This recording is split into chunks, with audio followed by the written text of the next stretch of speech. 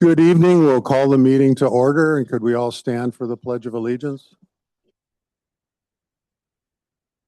I pledge allegiance to the flag of the United States of America and to the republic for which it stands, one nation, under God, indivisible, with liberty and justice for all.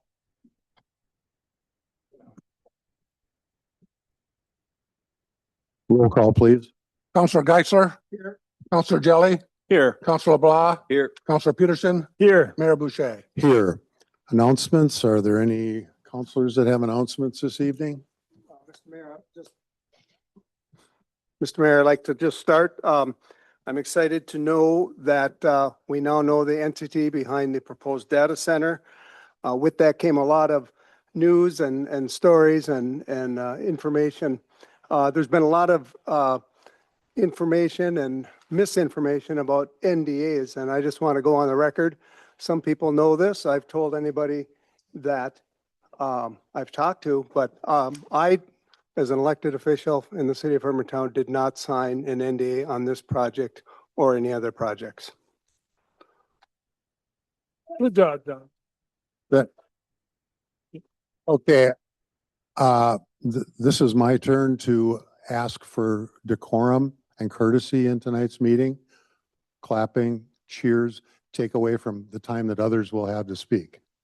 So please, let's respect our neighbors and respect others in the room, even if we disagree, and try and just get to the point. When we get to public comment, each person will have 3 minutes. We'll go through a list. I would like to also add that no one on the council signed any NDAs in relation to this. And I don't believe I've signed one for any reason in the past. Mr. Mulder, could you give a summary of the fourth quarter financials that Mr. Orm covered in pre-agenda, or would you like him to do that? He's not here, so I'll do it.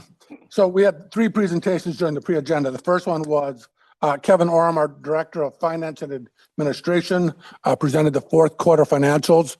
We do that each quarter. We look at the quarter of how we are spending our budget to actual for each of the various departments in the general fund and then various other funds as well. And we also look at where our money is invested and currently who's holding that.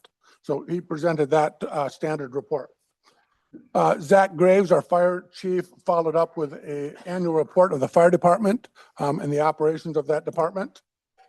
And then we had a presentation from Minnesota Power from Frank Frederickson, vice president there, talking about how the electric service agreement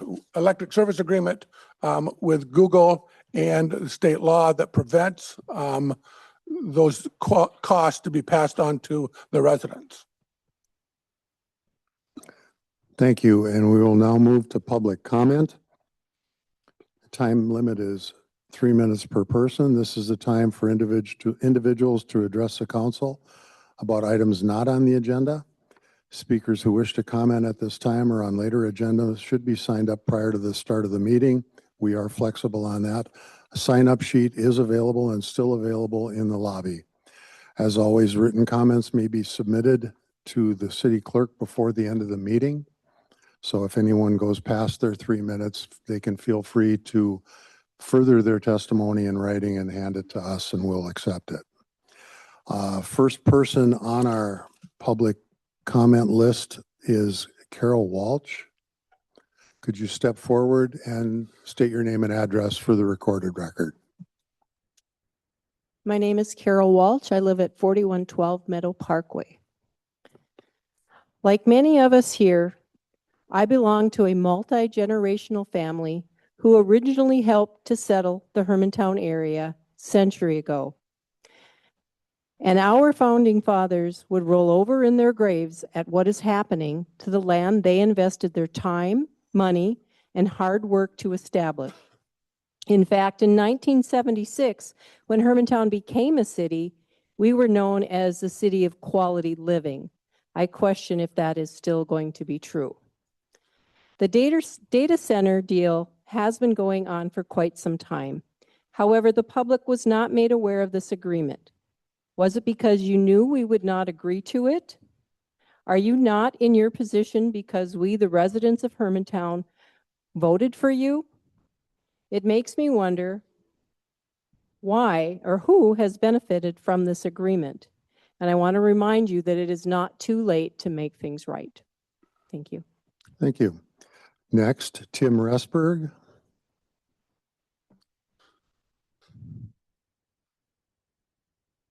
Name and address, please. My name is Tim Resberg, 3646 Midway Road. And I see there's a lot of guys in green here that are from the trades and that. And I'd like you to know that I spent 40 years in the trades as electrician, working for houses and nuclear plants and so forth. The main reason that a lot of people are against this is when you see the signs, it says no rezoning, because they're putting it in a residential and rural area. And just like the gal said before, my families are back here from the 1800s. And we've been given a lot of information about the zoning here. We had a council member tell us one time at one of the meetings that it's a BLM. It's not, it's an industrial. And they told us it would be like the size of the Adolph gas station and store, if any of you know where that is. And that's not right. With the trades and that, if they go put it where it's supposed to be in an industrial zone, they're still gonna build it. That's the main thing. So you will all still be working, because when I worked, we traveled around too, to different jobs, and big jobs and small ones. And that's the biggest reason, is that they're getting rid of people's homes, and the values of people's homes around the area are gonna go way down. And we've been paying taxes and improving property, and they don't care. They're worried about the billionaires. Put it in an area where it belongs, in an industrial zone, not in a residential and rural, because Hermantown used to claim, come move up here to live in the rural residential area, and that's why they wanted people to move here. Now they're telling us, too bad if you did. We don't care what happens to you.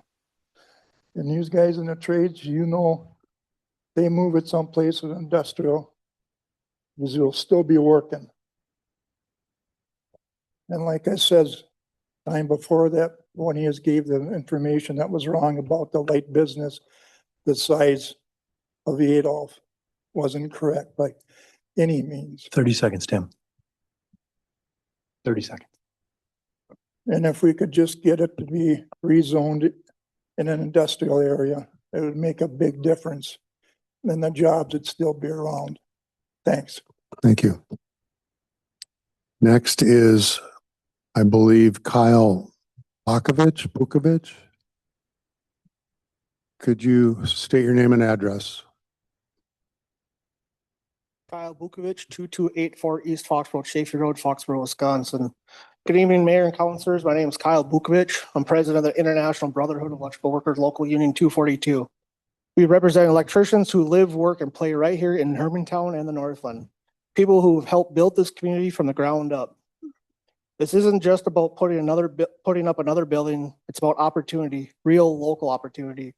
First and foremost, it means jobs. Good paying local union jobs, from site prep to electrical installation to long-term maintenance and upgrades. This data center will employ hundreds of skilled building trades people from Hermantown and the surrounding communities. These just aren't short-term positions. Data centers are complex, high-tech facilities that require ongoing work to stay secure, efficient, and reliable. That means sustained employment for your constituents, our members, and future apprenticeship opportunities for the next generation of electricians. Our apprenticeship program is how young men and women in this region learn a trade, earn while they learn, and build a real future without taking on student debt. This project gives our apprentices hands-on experience with the kind of high-tech, cutting-edge technology that's becoming more important. And it keeps those jobs right here, not down in the Twin Cities, not out of state, but in Hermantown for local workers. The data center isn't just about servers and security. It's about raising the standard of living for working families. It means steady jobs that provide family sustaining wages and benefits. It means more money spent at local restaurants, hardware stores, and small businesses. It means a stronger middle class, the backbone of America, right here in Hermantown. We understand that with any large project, there are concerns about noise, energy use, or environmental impact. But let me be clear, this project will be built with the highest standards. Our regional building trade councils have a long-standing record of delivering safe, efficient, and environmentally responsible projects. Hermantown is growing, but growth without a plan is just sprawl. This project represents smart growth, high-tech, low-impact infrastructure that positions our region to compete in the 21st century economy. It keeps talent here, it brings new opportunities, and it shows that Hermantown is ready to embrace innovation while supporting the workers and families who built this town. At the end of the day, this is a chance to bring real, lasting opportunity to local workers and apprentices. The kind of opportunity that can change lives, support families, and help Hermantown keep moving forward. 30 seconds, Cal. Let's give your constituents a chance to do what they do best, build something strong together. Thank you. Thank you. Next, we have Emma Rickman.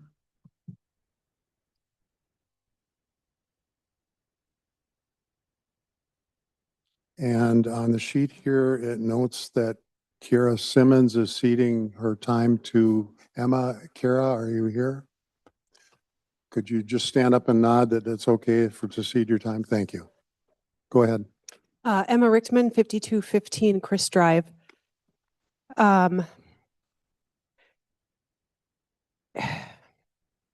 It's been communicated to me that we don't have the specifics of this project in front of us. And that because of that, everything we are speaking to is all in here, that it's fear-based. And I disagree with that. So because we don't have the specifics publicly available to us, I thought I would speak to the known financial risks associated with hyperscale data centers, regardless of the specifics or who the parent company is. According to a publication from the University of Michigan, What Happens When Data Centers Come to Town, and materials presented by a former VP at Microsoft, the short lifespan of AI data centers brings great risk to small cities like Hermantown and surrounding communities. It is well documented that AI data centers have a lifespan of 15 to 25 years. The lifespan of the computer chips are 6 years at best. 15 to 25 years. Our neighborhood is being destroyed, our community continues to be deceived, and trust in our local government is eviscerated. Just for 15 to 20 years of mystery promises. AI data center buildings are custom built for the unique needs of the data center. This limits the options for future reuse by making it costlier to retrofit and difficult to find a new buyer. What is your plan for the site and building 20 years from now when Google leaves? What are the requirements you are making of Google to dismantle and remove interior and exterior components? Are you requiring an escrow? What would prevent Google from simply just walking away? Who holds them accountable? Google is worth $3.6 trillion. Hermantown's legal counsel, whose annual budget was $60,000 in 2022, and the League of American Cities Insurance is no match to negotiate with the deep pockets and legal resources of the third most valuable company in the world. What will Hermantown do with a 1.8 million square foot purpose-built data center once it reaches obsolescence? And it will. This pattern of technology cycling has become faster and faster in the past decade. If you need an example, look at your personal desktop, laptop, cell phone. Apple has released over 35 new iPhone models since 2016. We don't repurpose these. We don't even service the old technology. We move on to the new tech toy. Built-in obsolescence. And this hyperscale data center is no different. The short lifespan of an AI data center means that the data center will become entirely exempt from owning any sales tax on its computer equipment and software, as the state sales tax exemption is now 35 years. In addition to favorable sales tax treatments, data centers also enjoy favorable depreciation rates, which reduce their property tax basis. An AI data center can take advantage of bonus and accelerated depreciation, meaning it can be fully depreciated in 10 to 20 years. That means the large tax revenue Google's been dazzling you with will decline significantly year over year, leaving nothing but the land value for the tax basis. In 10 to 15 years, the value could dip lower than the tax revenue currently received by the existing residential properties. And we still haven't been told if there's a tax abatement clause for Google. Tax abatement deals would only further reduce tax revenue for Hermantown. Rather than broaden the city's base, it will Hermantown's tax base, it will centralize it by having a significant portion of the city's tax revenue come from one source.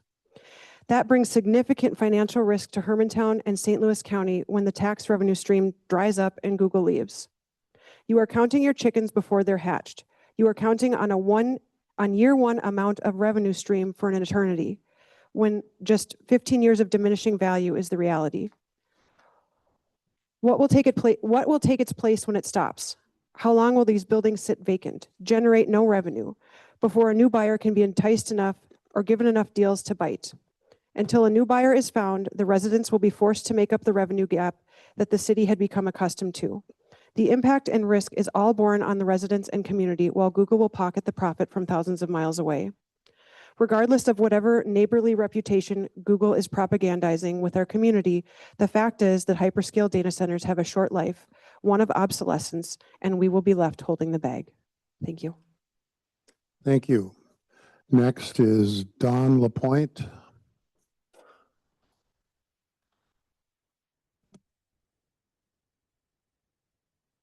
Thank you. Okay, the next person after that is Jackie Dolan. She's in this room. Go ahead, Don. And there's someone on page 3 of the sign-up sheet who's ceding their time to me. I don't know if you have page 3 there yet.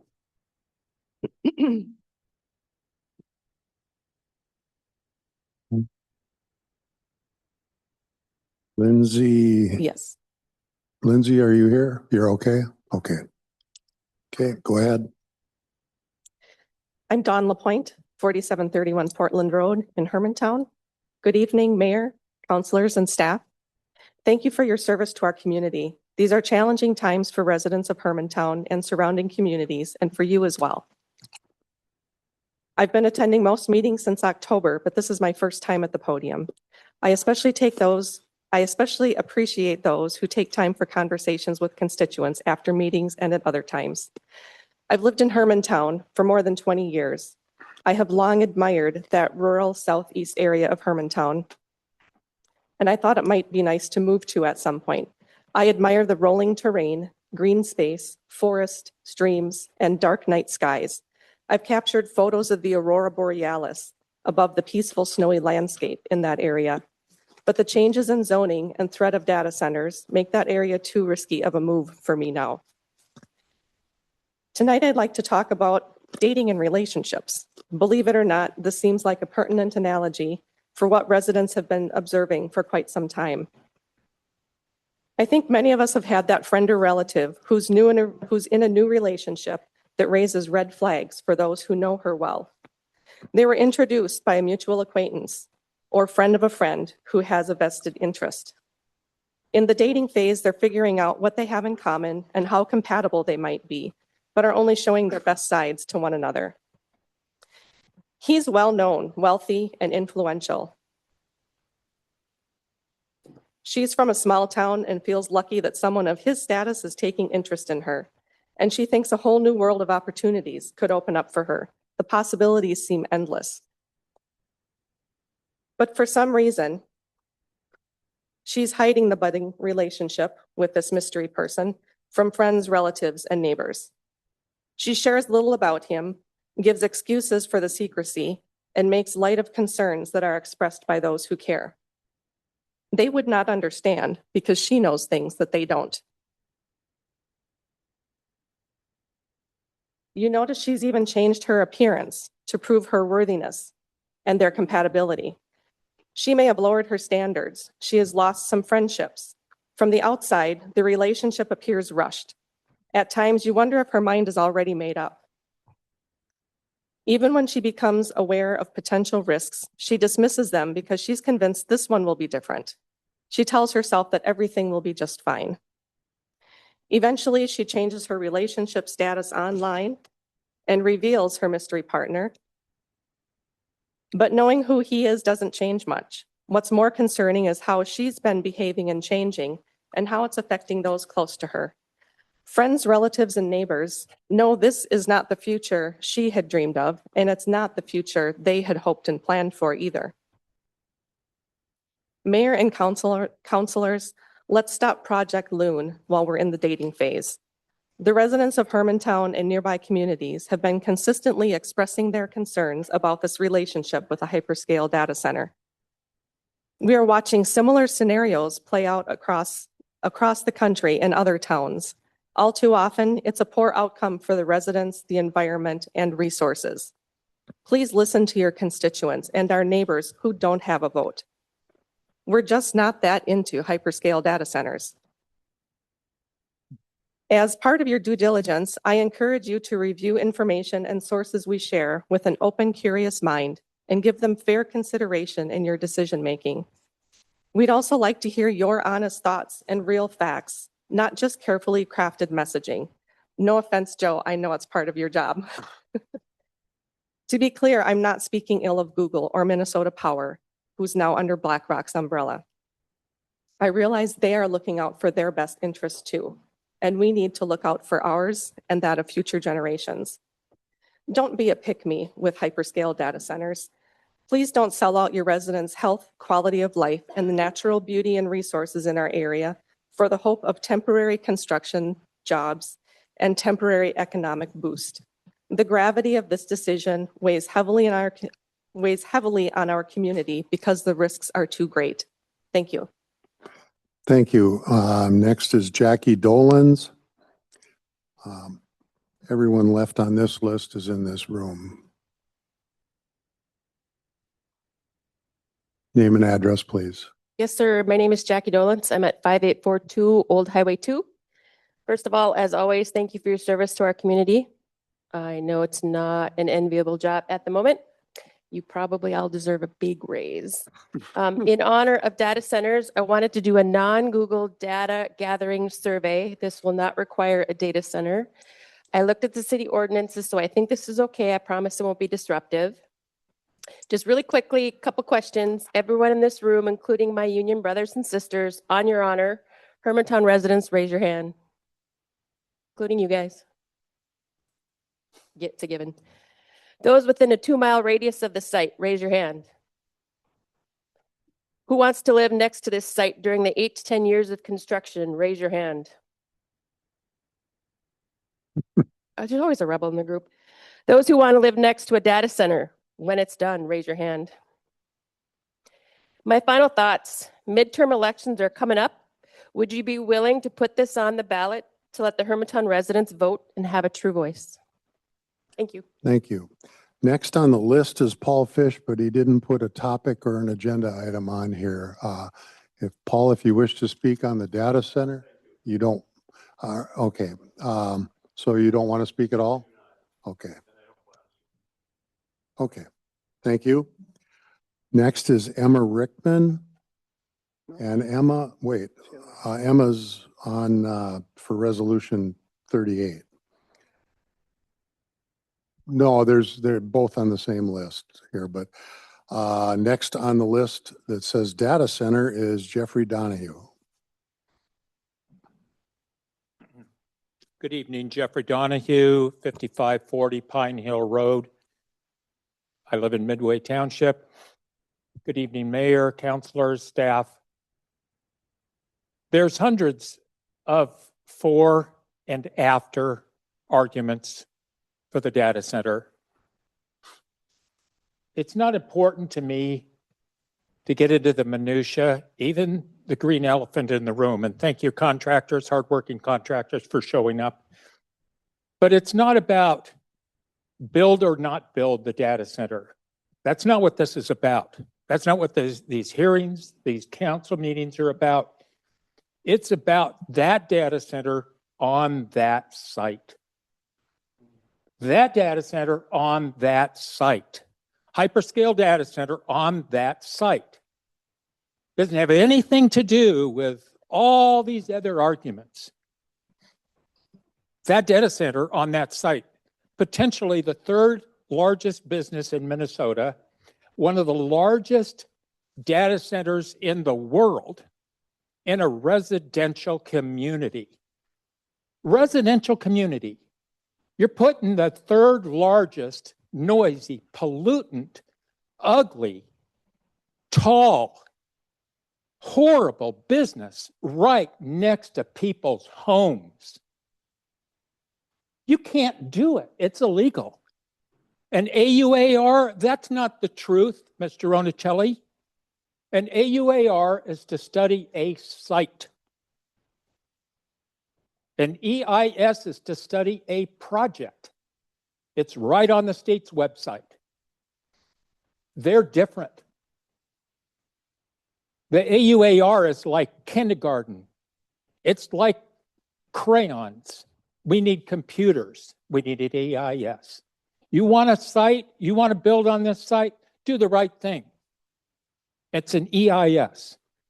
I can't imagine why you guys aren't listening to your community that says, no, no data center on this site. That's all it's about, this site. We're not talking about being against data centers. We're talking about no data center in a residential community. It's simple. 30 seconds, Jeffrey. Very simple. Don't put a data center next to people's homes. Not rocket science. Google wants to throw a couple of nickels on the ground, but remove billions of dollars of property value and quality of life. Google nickels, $5 million. Billions of dollars worth of property loss and quality of life. Thank you. Thank you. Next is Noel Donahue.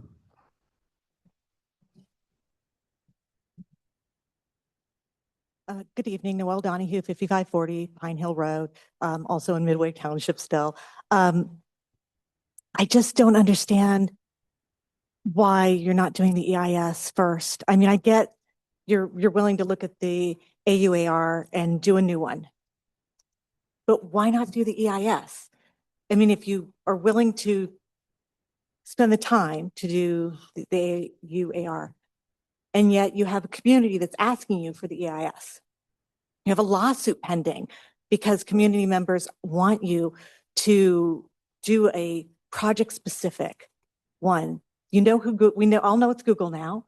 You have more details. There's more details coming out. Why not give the full scope? And then if it comes back and it says how wonderful this is going to be, and the streams aren't going to be affected, and there's not going to be noise pollution, there's not going to be light pollution. And I found 3 guys who can buy my property because you all raised your hand that you want to live next to the data center. Come see me because I've got a house that is ready for you guys. So you've got all this opportunity to give us information. If it comes back and it tells all these things are great and it's going to do nothing on, and it's going to give jobs, and it's going to boost everything in the community, what do I have to stand up here and tell you I don't like? But you're not doing that. You're coming back with something else instead of giving us the full breadth of what you could avoid my comments. And in the next 6 months, when I come here, you would be able to say, there's nothing for her to say to us. She's already said, do this.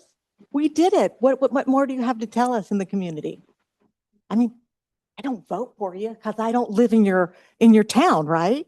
I just get the negatives of what is going to happen. You've talked about the positives, the jobs, doesn't affect me. Want other people to work, that's great. But, you've talked about how the extra money could help you with things like new fire trucks. Right, well, again, you don't service when my house caught on fire in 24. It's not who we called, right? So a new fire truck for Hermantown doesn't necessarily benefit me. Putting in septic sewer lines doesn't help me. Doesn't help most of the houses that are out there already because, like me, they're all on, thank you, they're all on septic and well, and we've already put our investments in our homes. And it is a residential area. You voted to change that to light industrial. I would argue to say a hyperscale data center of that size doesn't match for light industrial. Please reconsider what you're doing. Thank you. Thank you. Next, we have Jack Carlson.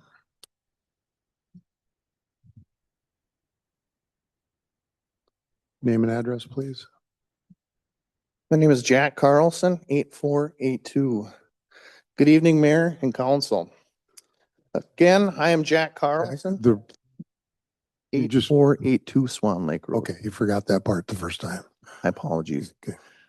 Are we good? Yep. All right. Good evening, Mayor and Council. Again, I'm Jack Carlson. I'm the president of the Duluth Building and Construction Trades Council.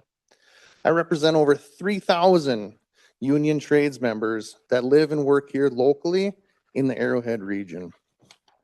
I've been in the trades for many years, and I've seen the ebbs and flows of construction.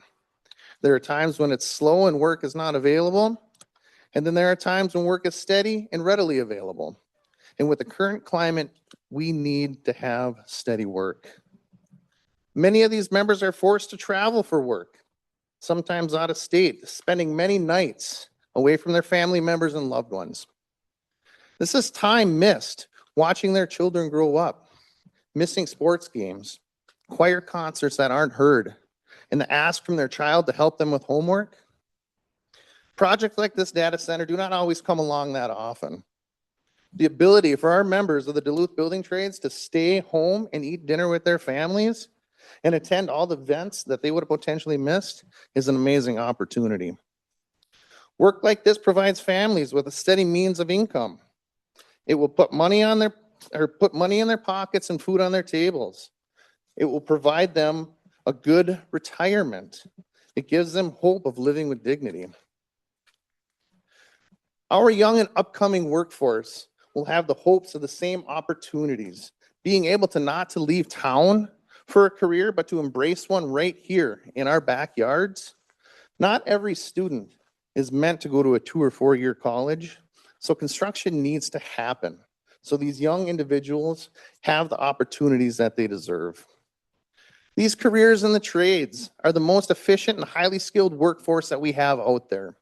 Our men and women in the trades know how to build these projects with quality and pride, usually on time and under budget, mind you. Not only will this provide for members of the trades, but it will provide vital economic growth. Each person working locally and spending their money in this region could be $7 that could be spent time and time again. Our local grocery stores, our mom and pop gas stations, the local cafe, all these places need people that live here to frequent them 30 seconds. so that they can stay in business and provide the services that we all need. If a community turns down all forward progress, the community will slowly fade away and no longer be a place that anybody wants to live in. This happened more than once, and it will continue to happen when we turn growth away. We love to work and play where we all live, just like everyone else. All I ask is that the misinformation be put to rest and that people want to work on these projects. Thank you very much. Thank you. Somebody's phone's ringing. No, that's the time. Okay, next is Sarah Lofall.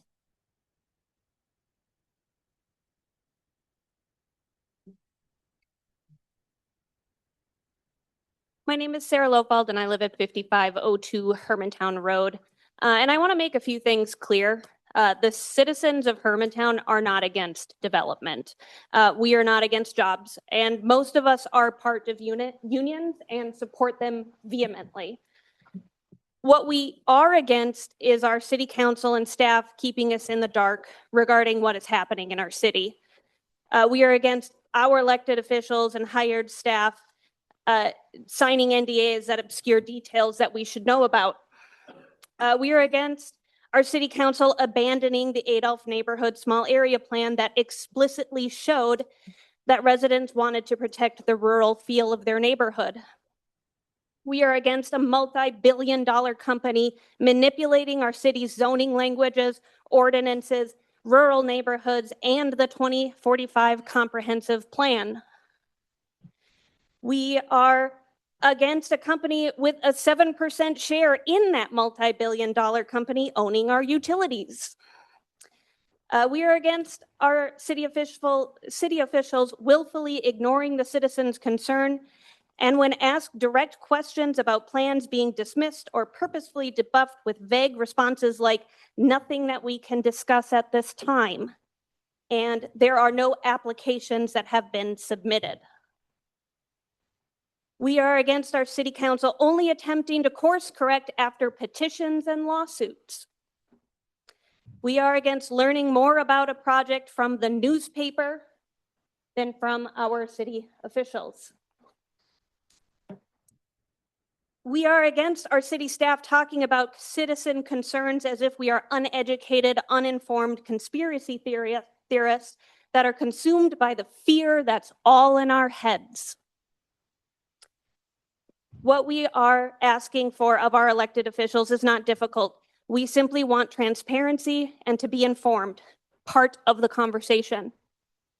To support initial transparency back in late 2024, when Minnesota Power approached Hermantown with this project, your answer should have been not without full public involvement. And when they said no, your next statement should have been, come back when you want to involve the people who elected us. So again, I will ask you, if the residents of Hermantown show up at a city council meeting to oppose the development of a massive data center by Google, will you listen? Thank you. Thank you. Next is Rich Hilton.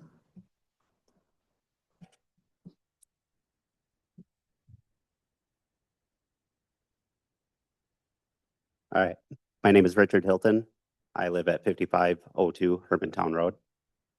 I want to start off talking about deception, which is how you kind of started this meeting as well. You said none of the city councilors here have signed an NDA, but there are 3 individuals sitting up here who did.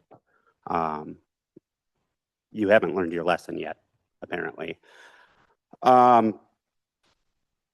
Another thing I want to talk about, there's a lot of new faces in here, a lot of new people. I'd like to get them up to speed a little bit. So part of the reason, most of the reason a lot of us are here is that this whole thing started with deception. You didn't tell us that you were planning a project. You were planning this project for over a year and a half. No citizens were allowed to be involved. You changed BLM plans without contacting the committee. You changed zoning rules to allow this heavy industrial facility to fit under light industrial zoning, all without letting citizens know or telling any citizen why you were changing these rules or that there was a data center there. Also, when you submitted your AUAR, you did not submit that it was for a data center, let alone a hyperscale data center, which is why the lawsuit happened. So there's a lot of deception going on here. So if you want to continue to allow your local governments to deceive you and lie to you, then go ahead, keep supporting this. But I don't support that. I support the United States of America and we the people over trillion-dollar corporations. Thank you.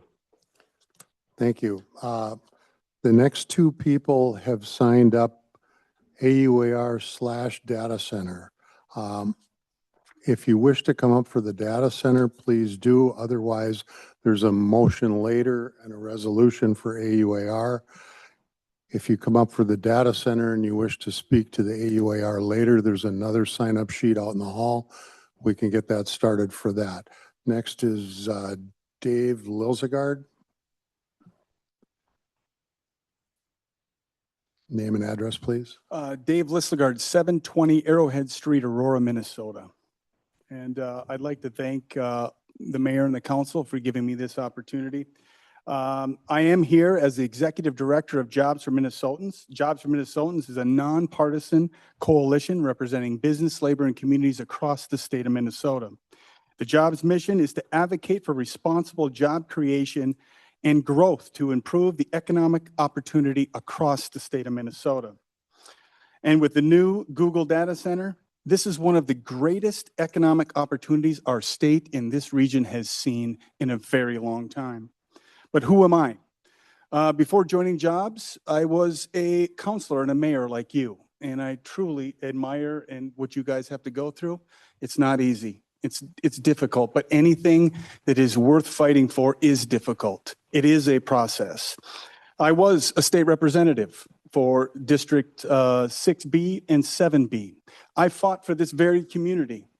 I butted up alongside from the Iron Range all the way to Hermantown. I carried legislation for this community. I believe in supporting these opportunities for our the very residents that are sitting here today that are opposed to it. And I'm okay with people being opposed to something, but we have to have the facts. Fear is a very powerful emotion, but we can't be driven by fear. We need to be driven by facts and opportunity. And I want to thank the council and I want to thank Google for coming together and resetting to start this process over.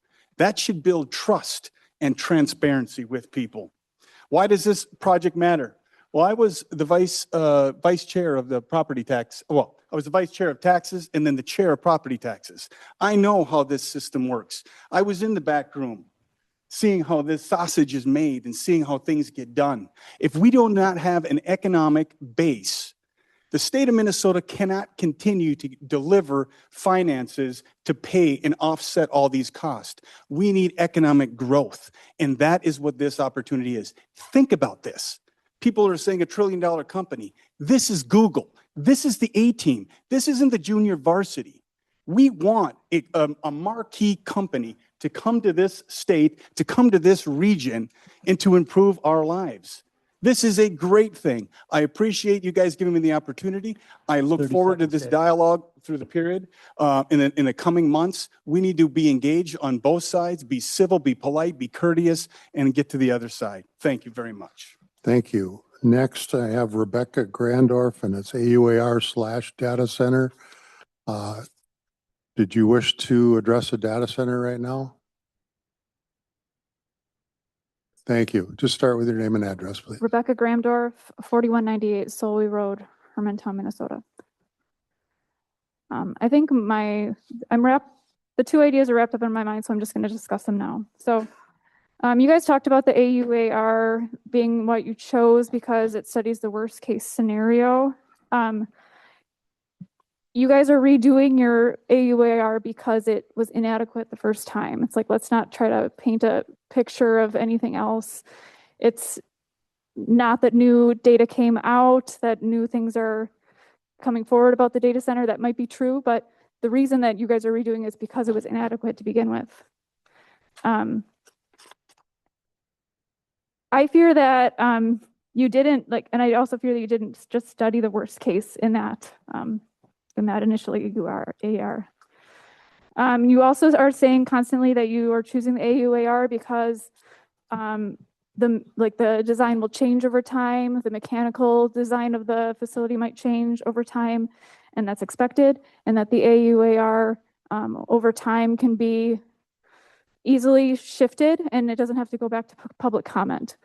That is good for the developer and very bad for us as Hermantown residents because we don't get to look at the potential changes and give our feedback. That really worries me. So I'll just talk a little bit about my worst case with this data center. With the original AUAR, you guys showed a water pipeline coming right through my neighborhood. I don't live in the southwest corner of Hermantown. I live on the south central edge of Hermantown. And the development plan for this involves bringing water from right down Midway Road, which is a block away from where I live and where I own a farm.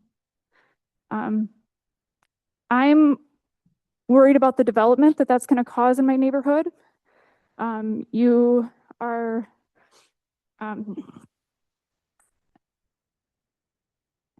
I'm worried about the development that's going to cause in my neighborhood, and I'm also worried about what if that's not the worst case, and there's going to be other consequences that'll also affect my farm. 30 seconds, Rebecca. if the development of changes and it's not going to be, the water supply isn't going to be fully met through the water pipeline and they start drilling wells, how will that affect my farm? And will there be a public comment period for me to ask those questions? What about noise pollution and That's 3 minutes. Thank you. Next is Nate Ricard.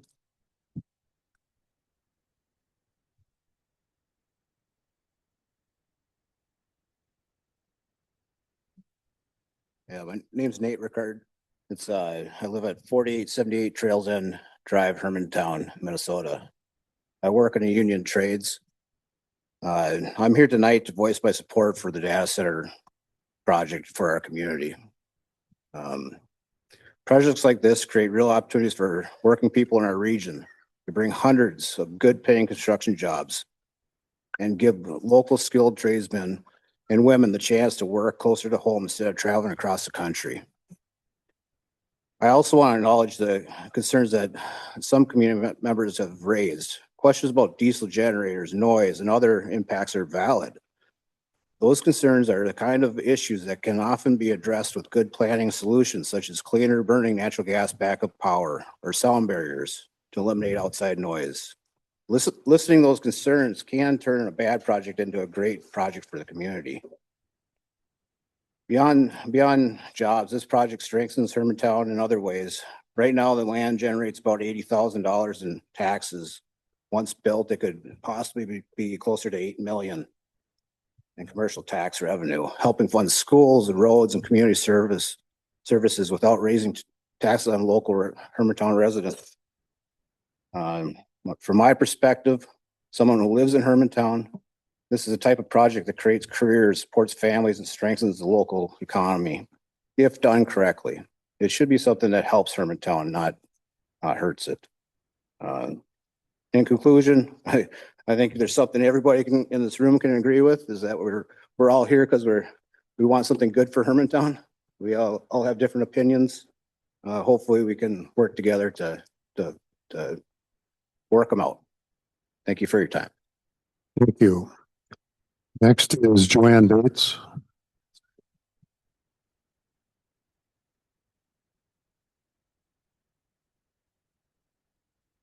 Joanne? Oh, I didn't see you moving. Sorry. It's okay.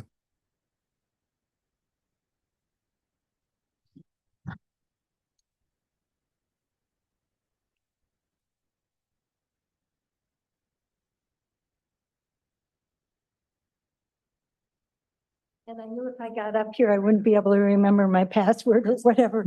So, Name and address, please. yes. Council members. Name and address, please. Oh, Joanne Bates, 5369 Hermantown, Minnesota. 5369 and the road name. North Thomas Road. I understand you're nervous. We'll take our time. He hasn't started the clock yet. All right. Members of this esteemed council tell me not to worry about a hyperscale data center because Minnesota has good laws to protect us. But their immense size, how their operations are beyond what most of us can imagine, and the new ways they find to walk on the edge or outside the rules means we are still experiencing the innovative ways they have of damaging our environment and stealing our money. It was September 2025 when I first heard of the hyperscale data center coming to a location 2.5 miles from my home. I knew very little about data centers. Basically, I didn't even know the name. So my husband and I did some door knocking in the affected area to gather information. I think it was the first house we knocked on. It was a majestic log home. The woman there who told us they had recently sold their home and were not at liberty to tell us anything about the sale. She said she had told her husband, we'd better accept their offer and get out of here. As we stood on her stoop talking, her husband was just coming in with a tree in his tractor bucket that he was going to transplant. It appeared that he was struggling to give up his long-term habit of improving their land. The yard was covered with precious, huge, antique equipment. She told us the equipment or the agreement gave them help with moving these items. The visits we made that day left us more confused. We did not learn much either at the October 6th Hermantown City Council meeting, which drew about this many people. Since then, I have attended most of the Hermantown City Council meetings. The mayor has promised that even though the water and sewer lines go by my house, we will be not forced to connect and pay the connection fees. I believe you. But when we sell, the new owners will be forced to pay for that connection. In effect, there will be a lien against our property to be paid by the new owners. And instead of the likelihood that my property values will increase, I now face the likelihood that my property values will decrease. Thank you for your time. Thank you. Next is Eleanor Dolan.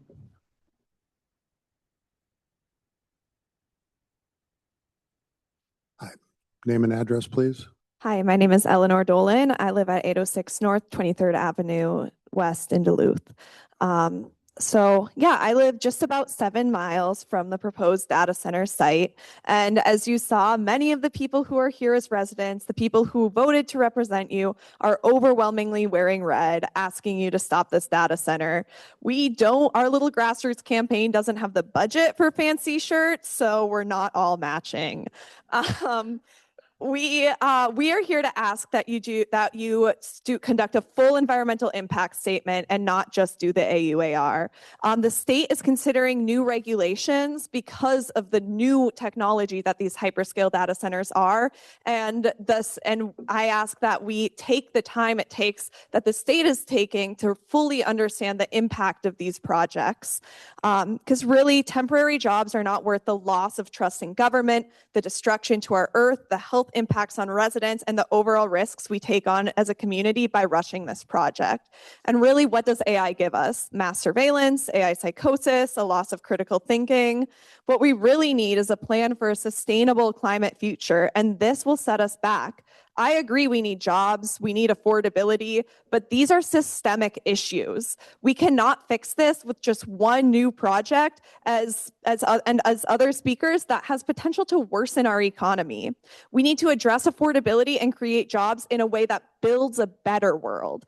There's so much potential for the future, and we need to not be so narrow-minded and only consider options that are gifted to us on a silver platter. Instead, we should ask for why it seems so easy and why it didn't exist before, because sometimes things are just too good to be true. Instead, we need to build the city and the community we want to see. I hope to see a world where workers and neighbors are coming together on projects that heal our earth and benefit us as a community and not the billionaires at Google and BlackRock. Overall, we need to be very wary of Google, BlackRock, and other major corporations who are trying to use their wealth and resources to take advantage of rural communities like this. We need to be paying attention. We need to be doing our due diligence. Their priority is not us. It's exploiting the resources we have and the labor of this community for the highest possible profit. Instead, let us come together and create a better world by the community, for the community. Thank you. Next is Bob Kohlmeyer.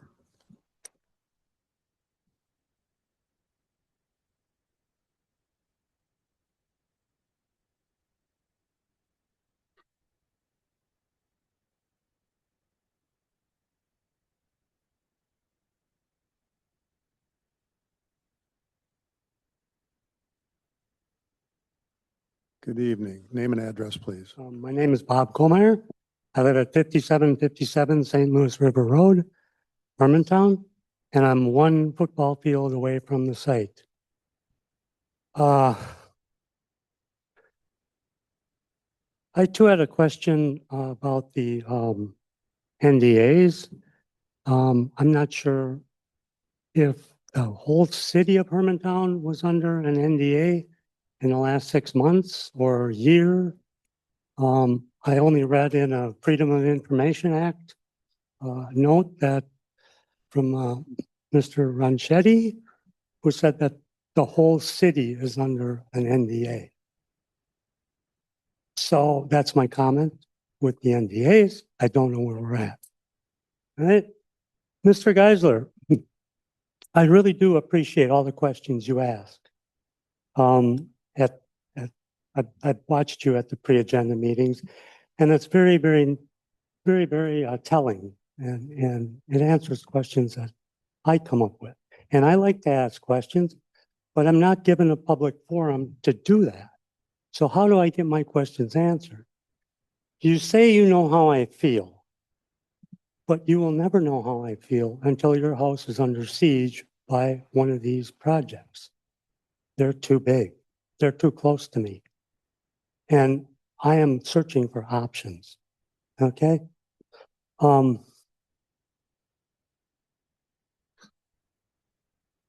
Mayor Boucher, families in my Adolph area are already impacted by 6 months of uncertainty from the massive proposed project.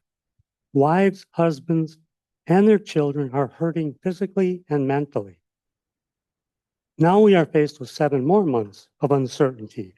We are consumed by what's directly facing us. It's unhealthy. Mayor, your off-the-cuff comment the other day, you said, has anyone heard of Google in a smiley way, eliciting laughter from the mayor's group? Too many of us in this issue is too many of us, this issue is not a laughing matter. We are human beings, and we see our beloved homes are under threat. Thank you. Thank you. Next is Karen Harmon.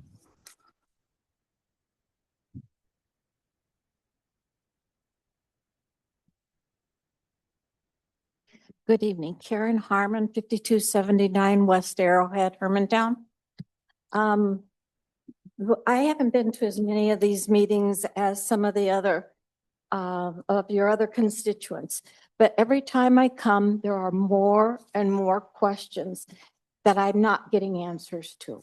So I'm not as articulate as some of my associates, but I have some questions I want to pass on. I was torn when I heard that Google was going to be the owner of the data center. And now we know it's not a Fortune 50, it's a Fortune 5. And they are proposing an energy affordability and efficiency program for residential customers, which is a wonderful thing, for a lousy $5 million. And we don't know if that's annual or if that's a single payment. Do you know? Other communities have gotten a heck of a lot more than that. What are we worth?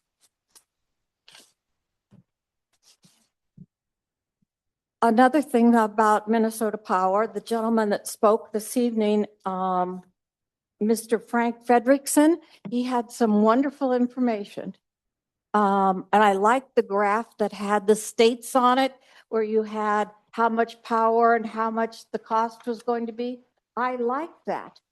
But what they were comparing Minnesota to and where things were going it didn't make any sense. California, yes, it's going to be way up there. It's darn expensive.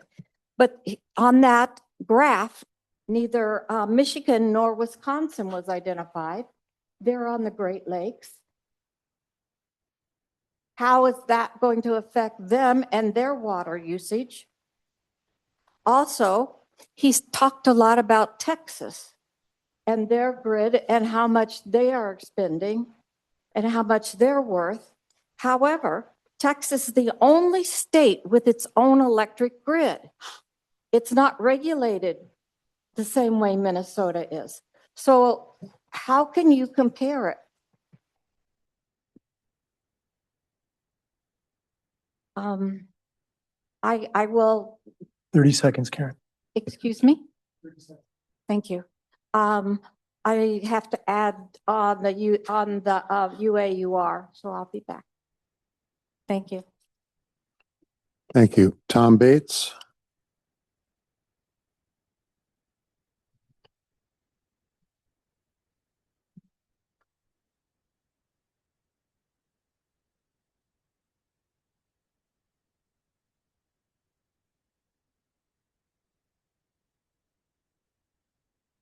Name and address, please. Name and address, please. Yeah, of course. I know. Thank you. Gentlemen, Tom Bates, 5369 Morris Thomas Road in Hermantown. Okay. You know, this data center is a terrible fit for a neighborhood. It's been brought up, but I had an idea. You guys union men. I was a union man for like 30 years. So don't you go looking at me funny. Okay? 30 years, different unions. But here's the deal. If we built this thing on the Iron Range, plenty of water, plenty of room to make all the noise you want. Anybody here been in a tack plant? Yeah, they're quiet, right? Quiet as a mouse. Anyway, I think it's a better fit. And boy, no problems up there, you know, just slide it right in. Okay, yeah, I know I talk funny. Let's see. Another point I wanted to make, and I don't know that anybody's made it, maybe they have, but BlackRock and Google don't have any allegiance to the United States of America. They're international corporations. They're international institutions. And Google is big enough and strong enough that they're beyond countries. And this is what Eisenhower worried about. Okay, this is probably, or not probably, this is what Eisenhower worried about. I'm pretty sure in what I'm saying here that Hermantown and Minnesota will lose tax money. This will cost Hermantown a lot in property values. If you build it here in a neighborhood like this, our property taxes will not be available to you as much. That's something to really think about. We're going to have noise, light, air, and water pollution from this plant. It's just kind of a fact. And as somebody brought up the big turbine-driven generator sets, I don't know who brought it up, but they produce nitrous oxide, CO2, carbon monoxide, 30 seconds. unburned hydrocarbons, but really, really, really fine particulate. And that has been a terrible problem for people when these things are located in a neighborhood like this. And so if they do use the turbine driven, you know, like they use jet engines to run these big generator sets, not only are they loud, it sound like an aircraft taking off, but super fun. I know. Just all you got to do is look at me. I've been here before once or twice, but the real fine particulate is a real problem for people. So that's all I got to say. But I sure support my union brothers and sisters. I don't think we have to lose on this one. I think we can fight for a different location and everybody can win. Thank you. Next is Hannah Bellavance.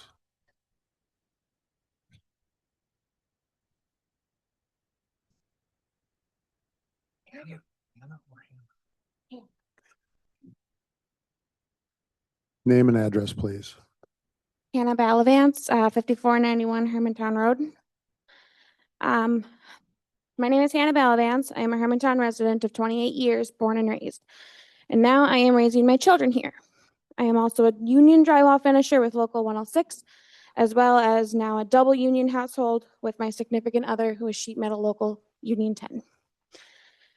Our household is 100% in support of this data center as it would bring many jobs to many of us men and women for years to come. It would supply us with stability and structure to raise our families here, keep us locally working as many of us are traveling right now and away from our children and our families. Many of us work overnights or are not working at all, as there is not enough work locally to sustain us all to stay working. This project would supply work for those like me and my family and gives us the sustainability to stay here and raise our children here and go to school here. So that they can raise their children and continue on for years and years to come. It would supply work and economic growth for many years. Thank you. Thank you. Next is Clarissa Eck.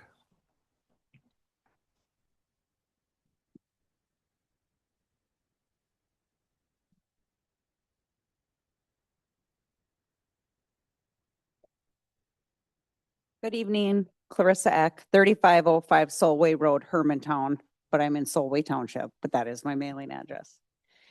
This project will be in my backyard. I'll have to hear it, see it, feel it, reverberate, see the 200-year-old oak trees from Oak Hill cleared, see the animals leave, lose the fish from Rocky Run that I fish with my family, and lose the sanctuary my children have called home their entire lives. It's really insulting to hear that I simply don't have the right facts, that I'm scared, that my reaction is fear-based, that I'm just saying no to progress, development, or to jobs. And I have two responses. I don't have the wrong facts, and I'm not afraid. I have the facts that residents across the country have when hyperscale data centers are built in their backyards. They see the destruction to the land, the decrease in their home values, and the increase in energy demands and costs.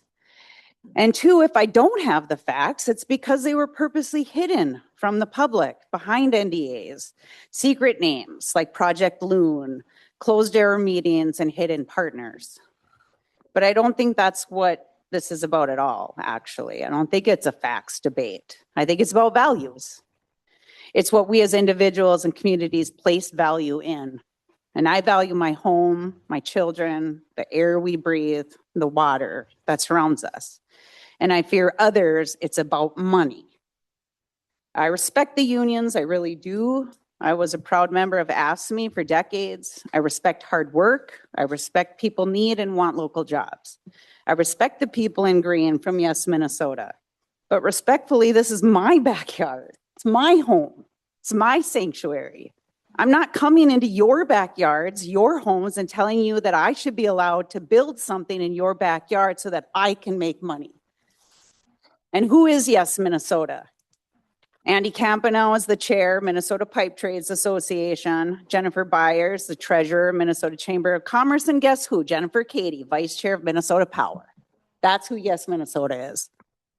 I think it's easy to say you would live next to a data center, that you would live next to this construction. I liken that to someone who has never served in the military, never wore the uniform, has never put their lives on the line, but sends others into battle. 30 seconds. I say this as a military veteran. I am a veteran, and I would never send others into a battle that I haven't fought myself. And so I ask this, do not say you want this in your backyard, that you would live next to this data center, unless you are a homeowner near this project. And that is not fear-based. That is reality. Thank you. Thank you. Lynn Anderson. Yes. Name and address, please. Thank you for your time. Lynn Anderson, Family Home 4001 Getchell, Hermantown. Thank you. The most important thing that I think is important for you to think about is the long-term impact, the 10, 20, 30, 40 years on this area that would happen if you destroy a wetlands, a mature forest, a trout stream, a residential area, that people have built their homes in. Our home is 2 to 3 years old. We bought it because of what was posted and what we visually saw on the Hermantown website. Small country living next to an accessible city life and amenities. I urge you to do an in-depth environmental study of this project for your own credibility and integrity, and to assuage residents who are deeply concerned about it. There will be terrible noise, air pollution, and heat, and also the jobs that are talked about.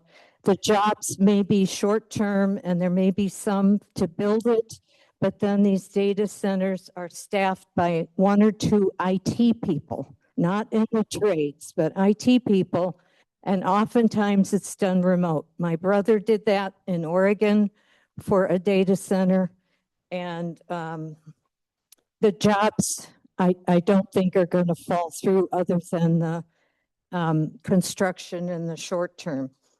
So I urge you to really do a thorough environmental review, and thank you for listening. Thank you. Next, we have Travis Drana. And James Thorstensen is seated 3 minutes to Travis. Thank you. Please just start with your name and address. Okay. I'm Travis Drana. I live on 5757 Hermantown Road, that is within 1 mile of the new proposed site. So to start out, I'm a aerospace engineer. I have a PhD in aerospace engineering, and I worked at Los Alamos for 5 years until we moved back up here to be closer to family. So I do know, I write computer software. I know a lot about servers and data centers. So I have questions, and since just time is short, I do want to just go right. So mine are AUAR questions, but they stem from the nature of the data center and some of the shortcomings. So my first question is a clarification is, so will this new AUAR legally replace and nullify the old one? That's, I mean, we deserve an answer on that. A clear, yes, this is a legally new binding agreement and that we're not mixing and matching. I think that's a fair question. And so now the reason I ask that, there's a few things in the AUAR.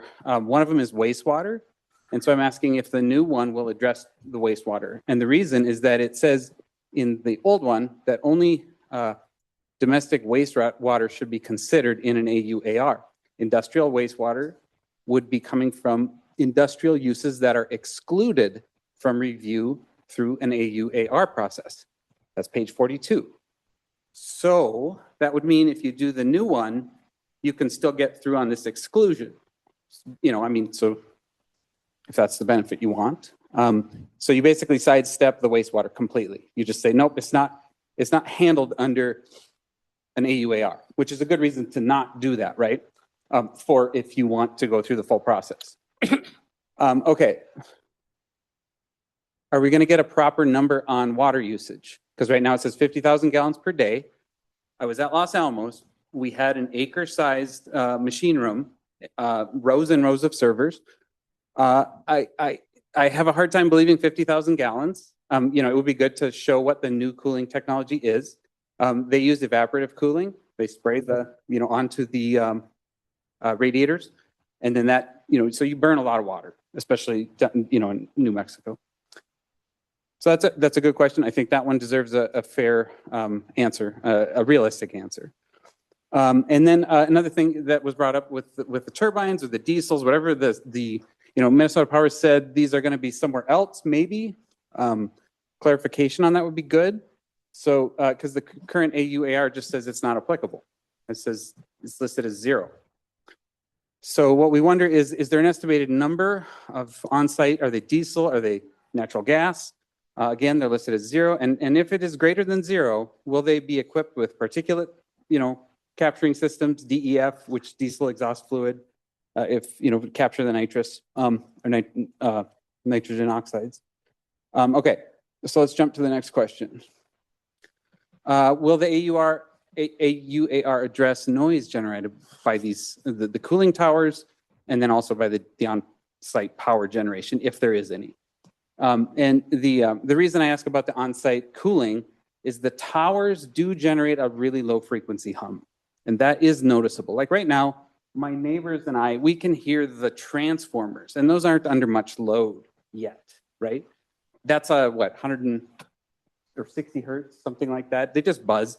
Different times of the day, you hear it more, especially if it's cold out. We know that'll increase if the load goes up to 500 megawatts, which is larger than the draw of St. Cloud, for example. Okay, so then questions like, okay, what is the frequency? What is the amplitude? What will the transformer noise be? Like just good estimates, that would help. And then finally, another question, AUAR related, is there a disposal plan that you're going to talk about when the servers are decommissioned? Because in Los Alamos, we had rows, semi-trucks come in to set these things up. Forklifts go in, they move these things around, they hook up all the water, the chilled water, all the power.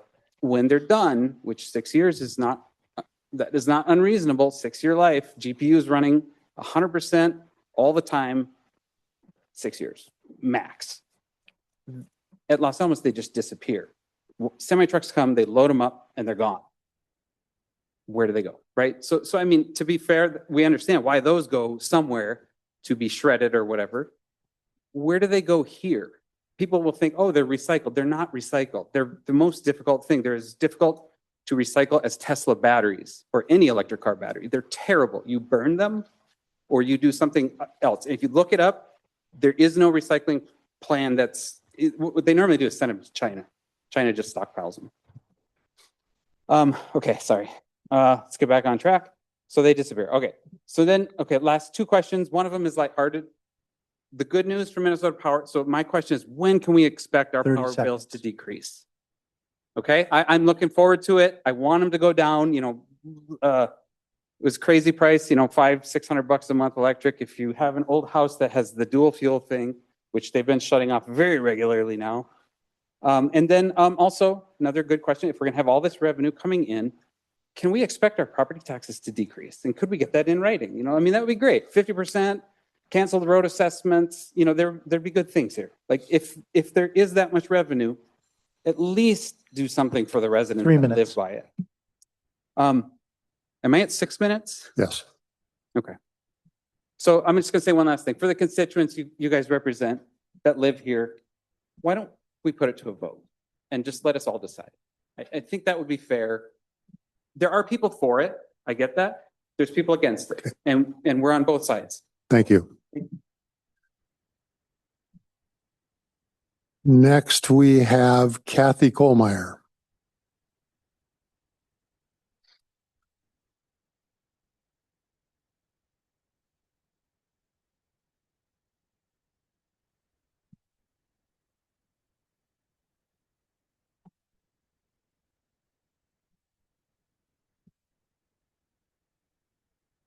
Kathy Kohlmeyer, 5757 St. Louis River Road.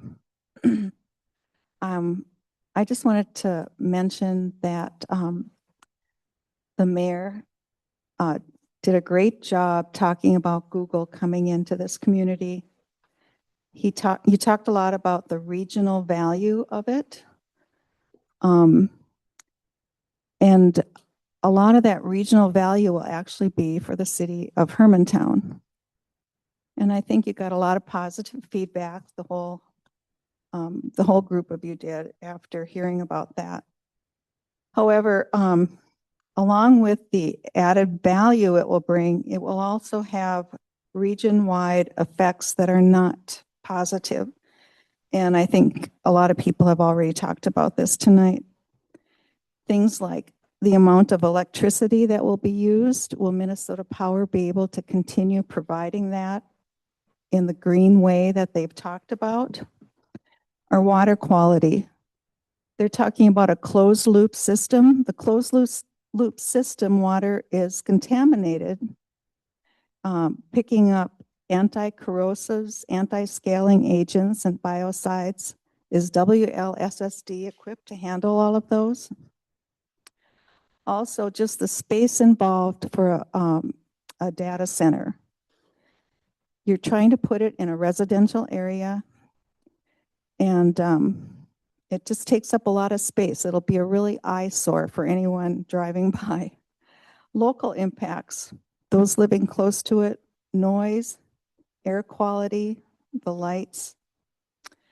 I just want to urge you not to have, not to be in a race to the bottom, but rather a race to the top, and to know what Google is actually contracting you for. So I think other things have already been mentioned tonight. So thank you. I really appreciate it. Thank you. Next is Ed Montgomery.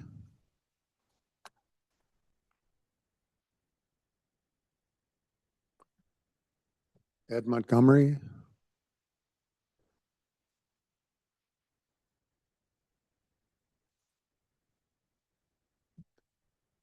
Hi, name and address, please. Ed Montgomery, 5713 St. Louis River Road, Hermantown. Like others, I think you guys look great in your green shirts, all showing up. It looks nice. It's going to make a great picture on the news, but it doesn't change anything, meaning you're still on the wrong side of history, and you guys know it. You just haven't admitted it yet. The reason I know it is because there was a survey. We know now, right? There's no more mystery.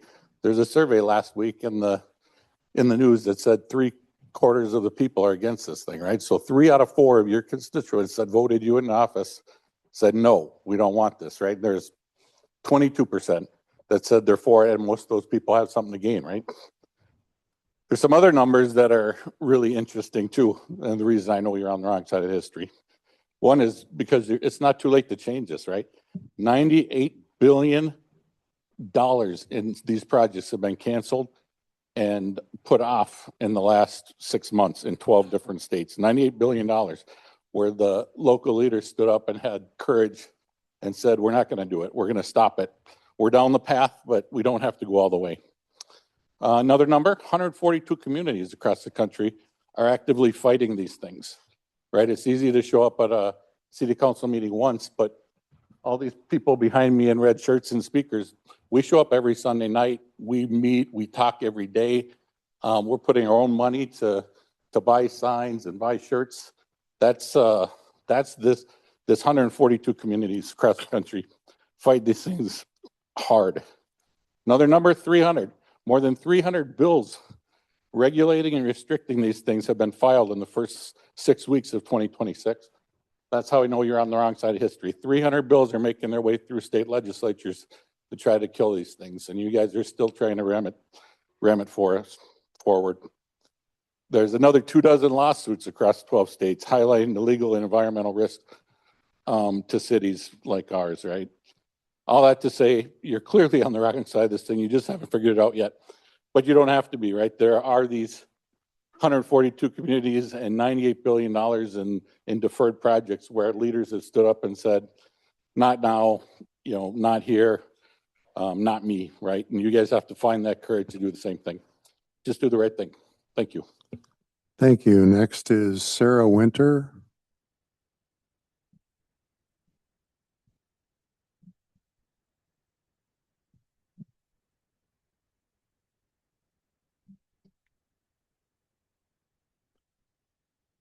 Name and address, please. I'm Sarah Winter, 3658 Birch Road in Hermantown.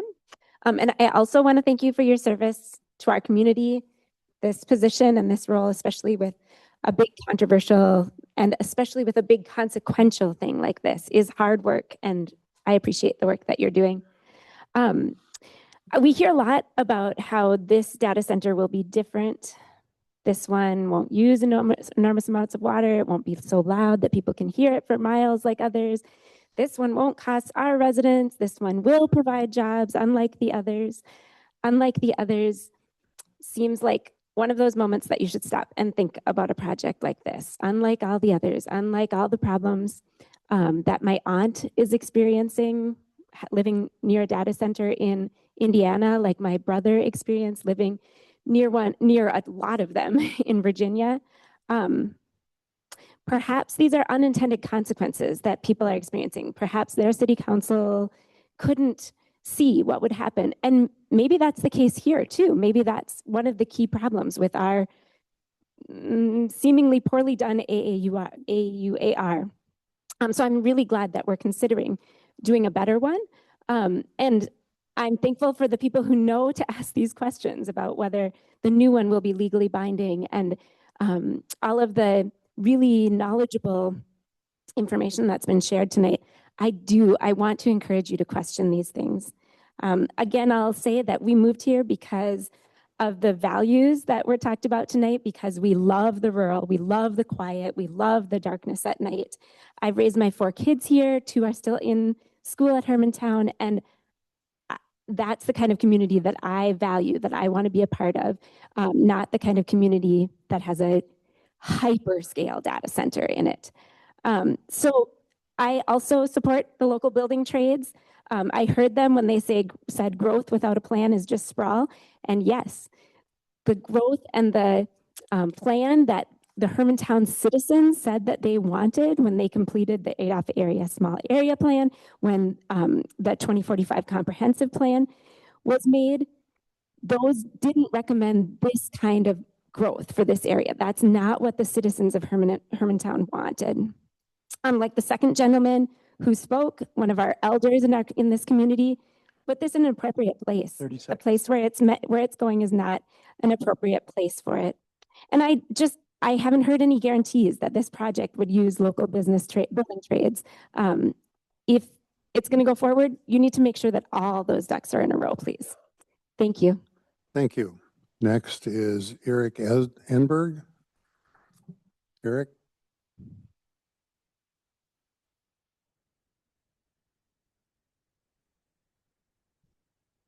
Check the other room. Okay.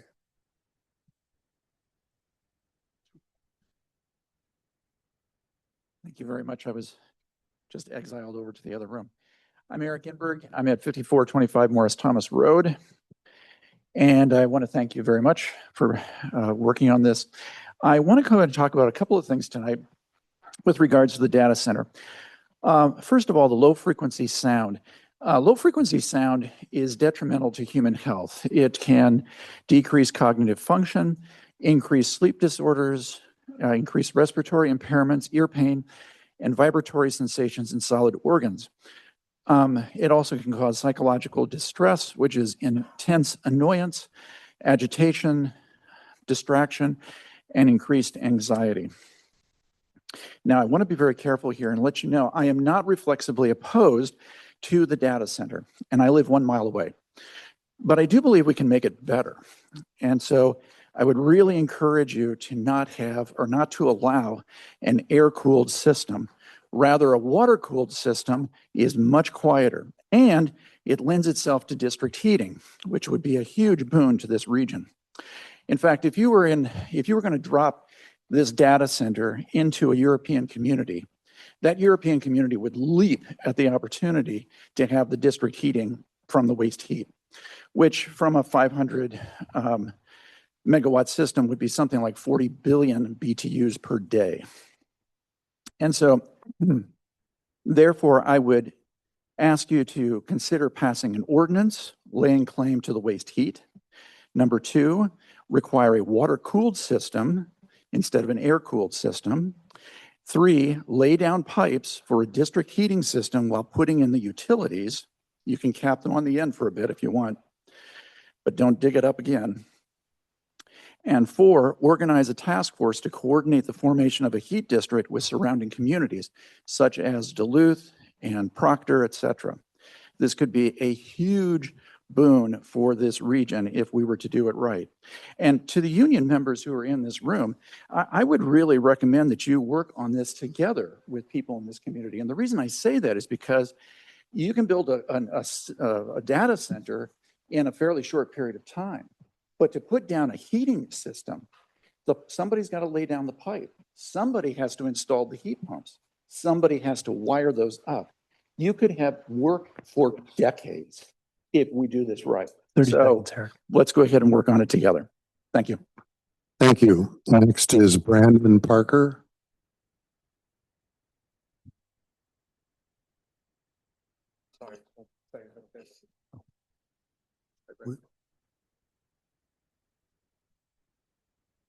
Hi. Name and address, please. Hi, yes, I'm Brandon Parker. I live at 621 Atlantic Avenue in Duluth, Minnesota. It's cute that Frank from Minnesota Power views this process as transparent when advancing this project has been hidden entirely behind NDAs. And considering his presentation tonight revealed no new details, it is apparent that this project scope is still very much a secret. So an AUAR at this point would be particularly meaningless, just like the last one. The entire argument for an AUAR instead of an EIS is predicated on the assumption that Hermantown is a responsible government unit. But when there are economic incentives clouding your vision and overriding concerns for energy usage, water usage, noise pollution, environmental impact, societal and community impacts, then Hermantown is no longer neutral nor responsible. The claim that it is enough that an AUAR be conducted by a hand-picked engineering firm rather than a much more comprehensive and unbiased environmental impact statement review that would be conducted by the appropriate state authorities is an atrocious lie and an insult to the community you represent. States across the country and the state of Minnesota are in the process of reevaluating how data centers are approved, including banning the use of NDAs and forcing EIS reviews, while also weighing the possibility of a moratorium on data center projects entirely. With that considered, why can't we slow down? Why ram it through against overwhelming consensus against it? And why, if you are so confident that this project is right for our communities, don't you simply submit to a more comprehensive and unbiased review and take proactive measures that would relay confidence in the project that you seek to advance? Finally, let's also keep in mind that none of these review processes measure the negative societal impacts of AI proliferation. The fact that the AI industry is an economic bubble that is set to depreciate and pop. Nor does it weigh the concerns over how AI data centers are increasingly used to surveil domestic populations, advance propaganda, and induce psychosis. It erodes our collective capacity for critical thinking and cognition, and AI is currently being used to commit egregious military war crimes. Industries of war and private equity firms like BlackRock love that you can't court-martial a computer after it drops a bomb that erases the lives of over 150 children in Iran. None of the propaganda in the Jobs Minnesota handout addresses or seeks to counter those prevailing community concerns, nor the authentic worries over a viable and livable future within a rapidly deteriorating ecological crisis that is being advanced for the short-term interests of monopoly corporate profits at the expense of the majority. It's quite something to witness Minnesota Power and BlackRock Google effectively denying residents access to local government by astroturfing a bunch of union bros to signal support. If they were actually able to convince people this is a good idea, then they wouldn't need to astroturf a support campaign to counter an authentic grassroots movement that is overwhelmingly showing that residents don't want this. You all need to be asking yourselves why our communities should be hitching our wagon to this cancerous Fugazi gamble. 3 minutes, time. Say no to the data center and yes to the health and well-being of your residents. Thank you. Next is Brian Bergeron. Mr. Graves, is there any other sheets out there? No one else? Okay.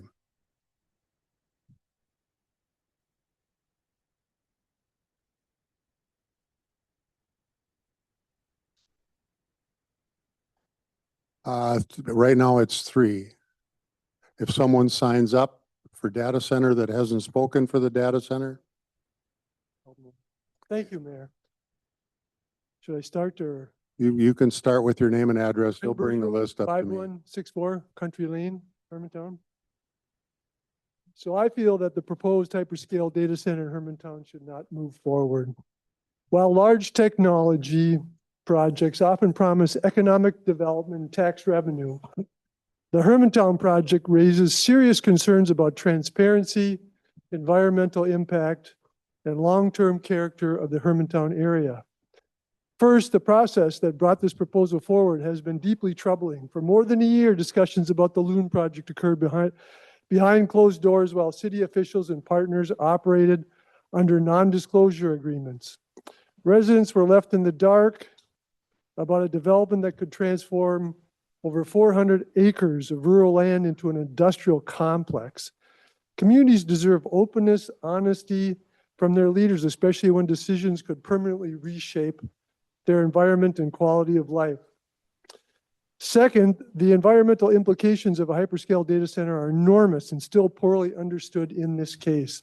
The proposed site contains wetlands, trout streams, sensitive watershed areas, and environmental advocates have already challenged whether the project received adequate review, arguing that the studies conducted so far do not fully assess the potential impact of such a massive development. When the stakes include water resources, wildlife habitat, and the integrity of the surrounding ecosystem, an AUAR is inadequate. Thirdly, the scale of the project is unprecedented for the Hermantown community. Plans for multiple buildings totaling roughly 1.8 million square feet on a campus spanning hundreds of acres. These facilities operate around the clock, consuming vast amounts of electricity and potentially bringing noise, light, traffic, heavy industrial infrastructure into what has long been a very quiet rural area and on some level was promised to maintain that quiet rural area and character. So supporters argue that the data center will create jobs and expand the local tax base, and for a short time it probably would. But hyperscale data centers are not large employers once the construction ends. In many communities, these facilities provide relatively few permanent jobs compared to their immense land use and energy demands. And then we've also heard concerns about what about a stranded facility? What is the off-ramp to this project? Most importantly, development decisions should reflect the will and the interest of the community. Many residents closest to the site have expressed strong opposition, arguing that Hermantown is simply the wrong place for such a massive industrial facility. I would strongly encourage you to review the survey conducted by the University of Wisconsin-Superior just recently, published February 20th by the Center of Research and Evaluation Services. Survey results show strong opposition among the residents living close to the proposed site in Hermantown. Within a 5-mile radius of the proposed data center, which incorporates the entire geographic area of Hermantown, 75% of respondents either strongly opposed or opposed the project, while 22% strongly support or support it.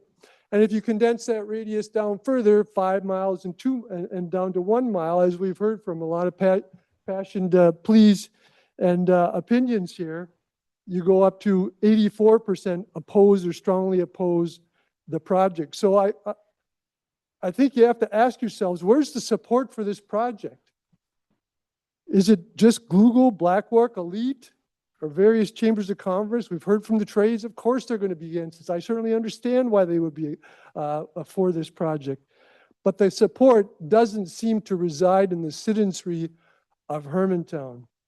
My thoughts keep going back to the meeting in October, where 50-some residents spoke passionately, some breaking with emotion, describing their personal opposition where they live next to the, or very close to the project, and hours of testimony. And then what I saw was a very quick vote and out the door. I thought that was just terribly dismissive of the people who spent hours testifying against the project. So I think it's a time to reconsider. At a minimum, a full and transparent EIS should occur before any further permits are granted. Even better would be a serious discussion about whether this project belongs somewhere else entirely. Thank you. Thank you. Thank you. Mr. Graves, anyone else on the list? Okay, we will move on to the consent agenda. Consent agenda includes minutes, approval, or correction of the March 2nd, 2026 City Council continuation minutes, and accounts payable, approved general city warrants from March 1st, 2026 through March 15th, 2026 in the amount of $854,197.34. Do we have a motion? Move to approve. Motion by Counselor LeBlanc to approve. Is there a second? I'll second. Second by Counselor Peterson. Roll call, please. Counselor Geisler, Aye. Counselor Jelly, Aye. Counselor LeBlanc, Aye. Counselor Peterson, Aye. Mayor Boucher. Aye. Next is resolutions. Resolution 2026-35. Resolution authorizing the Director of Finance and Administration to amend certain budgets and make transfers. Is there a motion? I'll move to approve. Motion by Counselor Geisler to approve. Is there a second? I'll second. Second by Counselor Jelly. Mr. Mulder, could you give us a synopsis? Sure. We do this at the end of each year. We look at areas where we were over budget for various reasons. Almost always it was very intentional decisions on the part of the council. And in some cases, we also had additional revenue. And then also the transfers, again, situations where the council made decisions. So we just want to amend our budget so that our actual and the budget look more closely, are more closely aligned. Thank you. Any questions or comments from council? We have no one signed up to address this item. Roll call, please. Counselor Jelly, Aye. Counselor LeBlanc, Aye. Counselor Peterson, Aye. Counselor Geisler, Aye. Mayor Boucher. Aye. Next is Resolution 2026-36. Resolution establishing procedures related to compliance with reimbursement mod regulations under the Internal Revenue Code. Is there a motion? I'll make a motion to approve. Motion to approve by Counselor Peterson. Is there a second? Second. Second by Counselor Geisler. Mr. Mulder? So each year when we anticipate issuing bonds for various projects, we ask you to pass this resolution, which simply allows us to, in effect, we spend money prior to the project happening. And then when we issue the bonds, we pay us back the money that we spent. So with the bond proceeds. So we do this each year. We expect to issue bonds this year for the improvement of Lightning Drive, some improvements in utilities in that area, improvement of Getchell, and the creation of the trail in that area. Thank you. Any questions or comments from council? And no one has signed up for public input on this. Roll call, please. Counselor LeBlanc, Aye. Counselor Peterson, Aye. Counselor Geisler, Aye. Counselor Jelly, Aye. Mayor Boucher. Aye. Next is 2026-37. Resolution accepting Minnesota Department of Employment and Economic Development Contamination Cleanup Grant and authorizing the mayor and city clerk to execute sub-receipt agreement. Is there a motion relating to this? Make a motion to approve. Motion by Counselor Jelly to approve. Is there a second? Second. Second by Counselor LeBlanc. Mr. Mulder, would you like Mr. Ronchetti to address this? Yes, please. Mayor, council, back in October of 2025, the council approved an application to deed the Department of Employment and Economic Development at the state for a contamination cleanup grant for the Fox Ridge at the Pillars. That's the townhomes being constructed next to Pillars. We were awarded that grant for $50,000, which is 75% of the eligible costs. The developer will pay the remaining $25,000, roughly 25%, $16,000. This subrecipient agreement is simply a mechanism by which they can request funding from us and we can request it from the state so that the state can provide it to us and we can then provide it to them, acting as a fiscal agent for the money. So I think there's a celebration in here that the grant was awarded and it helped with the development over there. Thank you. Any questions or comments from council? Just that it's good partnership between the city and the developer to help them get their project completed. Anything else? No one signed up for public comment. Roll call, please. Counselor Peterson, Aye. Counselor Geisler, Aye. Counselor Jelly, Aye. Counselor LeBlanc, Aye. Mayor Boucher. Aye. Next, Resolution 2026-38. Resolution approving an amendment to an agreement for consulting services to provide review of an alternative urban area-wide review with Brown Intertech Corporation in the amount not to exceed $23,000. Do we have a motion relating to this? I'll make a motion to approve. Motion by Counselor Peterson. Is there a second? I'll second. Second by Counselor Jelly. Mr. Mulder, should we have Mr. Johnson and Ronchetti address this? We're going to have Mr. Johnson to start off with that, and then we'll have Mr. Ronchetti finish that. Great. Thank you, Mr. Mulder, Mr. Mayor, members of the council. So before us this evening is a amendment to the contract with Braun Intertech for review services associated with an alternative urban area-wide review. So since early 2025, the city has been working with Braun to provide third-party technical review of documents associated with that alternative urban area-wide review, or an AUAR, located in this Adolph section of the city in section 31. The AUAR process is a Minnesota-specific environmental review tool for master plan sequential projects that act as a hybrid between an environmental assessment worksheet and an environmental impact statement. For large-scale or specific large projects, the process begins with a formal scoping document, which is often called a draft order for review, which defines the boundaries and type of development to be studied. So as part of that, our services that Braun provided us in 2025, they provided their third-party comments along with city staff to comment on the large-scale scoping document, which was the first step, the draft AUAR, and then the final AUAR document. That final AUAR document was adopted and approved by the City Council back in October 6th of 2025. Now, since this time, the project proposer, Harmony Group LLC, which is a Google-owned subsidy, has developed additional project design details. They've also completed additional analysis, and the master planned project will include a data center and related infrastructure.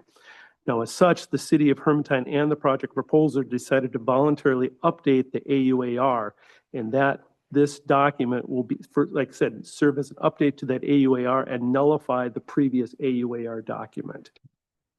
So in turn, Kimley Horn, which is a preparing consultant associated with this, will now prepare a new large-scale scoping document associated, or basically an update to that. And then that will be provided to city staff and Braun for our comment and review in order to prepare that draft document at that time. So it is anticipated that this entire process between the large-scale scoping document, the draft AUAR, and the final AUAR will take approximately 7 months. And it's going to really be broken into two parts, which I'll briefly touch on here. So first off is the large-scale scoping document, and then lastly is the AUAR itself. So as part of that large-scale scoping document, what it does is defines the geographic area, looks at development scenarios associated with it, and looks at environmental issues such as water quality, infrastructure needs, and habitat preservation. This draft large-scale scoping document is then submitted to the Environmental Quality Board for the state of Minnesota, or the EQB, and that starts a 30-day public comment period, not only open to members of the public, but also state agencies associated with that. During that review time, they look at the development scenario and look at any specific environmental issues that were not addressed in that draft. So those comments then come back to city staff as the regulatory government unit, or the RGU. We then work with the consultants, both Braun and Kimley Horn, to update that draft order, the large scoping document. That becomes before council, basically for their review and action associated with that, which then leads into an AUAR document process. The first step is actually, once again, the preparing of a draft AUAR document. Once again, it takes that large-scale scoping document and it continues to expound on that and look at additional items associated with that. Once that is then submitted to the EQB, once again, there's a 30-day public comment period, both for members of the public and state agencies. Those comments then come into the city, who in turn shares those with the consultants in order to update that draft AUAR into the final AUAR at that point. After that final AUAR is completed by the consultant, it goes back to the EQB for another 10-day review period associated with the state agencies for any additional review or comments that way. Lastly, then that document would then come before the city council for potential adoption at that time. So what I'd like to do then is just touch briefly on some anticipated dates as part of this 7-month process. As I mentioned, we're basically would start off with that large scoping document. That would be generally happening here in March and April. That publication of that scoping document to the EQB would generally happen in late March or early April that time. The city council then would basically accept that large scoping document potentially in May of 2026. Then the preparation of the actual draft AUAR would continue building on that large scale scoping document that would happen up through June of 26. That publication then of the draft AUAR to the EQB would be generally in June or July of 26, once again starting that 30-day comment process. City council then would have an acceptance of the draft document and then order the final document potentially in July of 26. Basically then gets into the preparation of that final AUAR document, incorporating the comments associated with the various public and state agencies in preparation then of that final AUAR document, as well as the mitigation plan.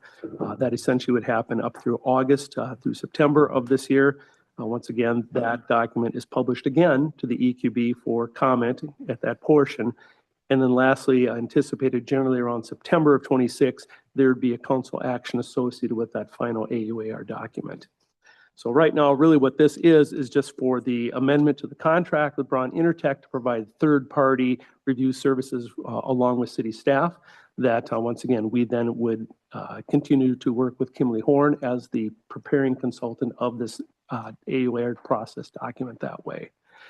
At this point, I'd like to turn it over to Mr. Ronchetti, who will provide some additional information on to basically the Mr. Ronchetti. Thank you, Mayor, Council. Now that Director Johnson has very clearly articulated the process by which the AUAR will be followed and the anticipated timeframe and the opportunities for the public and agencies to be engaged, I'd like to speak to Council a little bit about why the AUAR was selected by the city, which is the responsible government unit. We selected this and we believe that the AUAR is the appropriate document. Our read of the statute is that this is the appropriate document to handle this review. And our assessment was based on three key elements. Number one was that this is a master planned technology campus. This campus has individual and separate phases that will be constructed, and each phase will likely exceed the threshold for an environmental impact statement. And so since it will exceed that impact statement threshold, it disqualifies it from an environmental assessment worksheet or an EAW. The master plan has a prolonged development timeline, and it comprises of sequential actions. So it's a number of sequential projects that will happen back to back on one geographic site, with the full campus build-out expected to take 8 to 10 years. The primary land use is a data center, and it includes technological elements that are anticipated to alter the site design and the building design throughout the development timeline, and alter the campus master plan. It's important to note that the AUAR by state statute is not less rigorous than the EIS. It is required by state statute. It is mandated that it must address substantially the same issues as an EAW and an EIS, and the process and the use procedures must be similar in effect to those of an EIS process. That is mandated by state law. State statute also requires that the AUAR provide for a level of analysis comparable to that of an EIS. The state adopted the AUAR process as a means to review incremental impacts accumulating from a series of sequential projects in a certain geographic area. That is what this master plan project proposes. Therefore, the development of this plan fits the AUAR's intended purpose, given that the master plan campus would not be built all at once, but rather it would be comprised of 4 distinct sequential phases built over 8 to 10 year timeline. The AUAR was provided in state statute as a substitute form of environmental review to be used in lieu of an EIS, addressing the same issues and utilizing similar procedures. And lastly, staff knows that unlike an EIS, which only identifies measures that could eliminate or minimize adverse effects, a mitigation plan, which is the key element drafted from an AUAR, identifies the measures, but it also imposes upon future development those measures to mitigate or avoid the adverse effects. So not only identifies them, it also mandates that they avoid them or mitigate them per the plan. If the development, so it studies the worst case scenario, it creates a mitigation plan to avoid or minimize the impacts within that worst case scenario. And then should that development be proposed to exceed the worst case scenario, the development then, the law would require that it update the mitigation plan and the AUAR should it propose any impacts beyond the guardrails that were presented under the mitigation plan. In summary, this is a data center campus, which is a land use that is allowed to use an AUAR process. The large AUAR specifically has the rigor of an EIS as required by statute. The state legislature designed the AUAR to provide the flexibility and efficiency for a phased master plan campus that is expected to change over time due to evolving technologies. And the AUAR studies the potential environmental impacts of a worst case scenario of a proposal and creates a plan enforcing rather than simply identifying the mitigation or reduction of those impacts. And again, being the worst case scenario, if a development proposal exceeds that worst case scenario, it would have to be updated and go through a public process to get public comment and feedback on the update.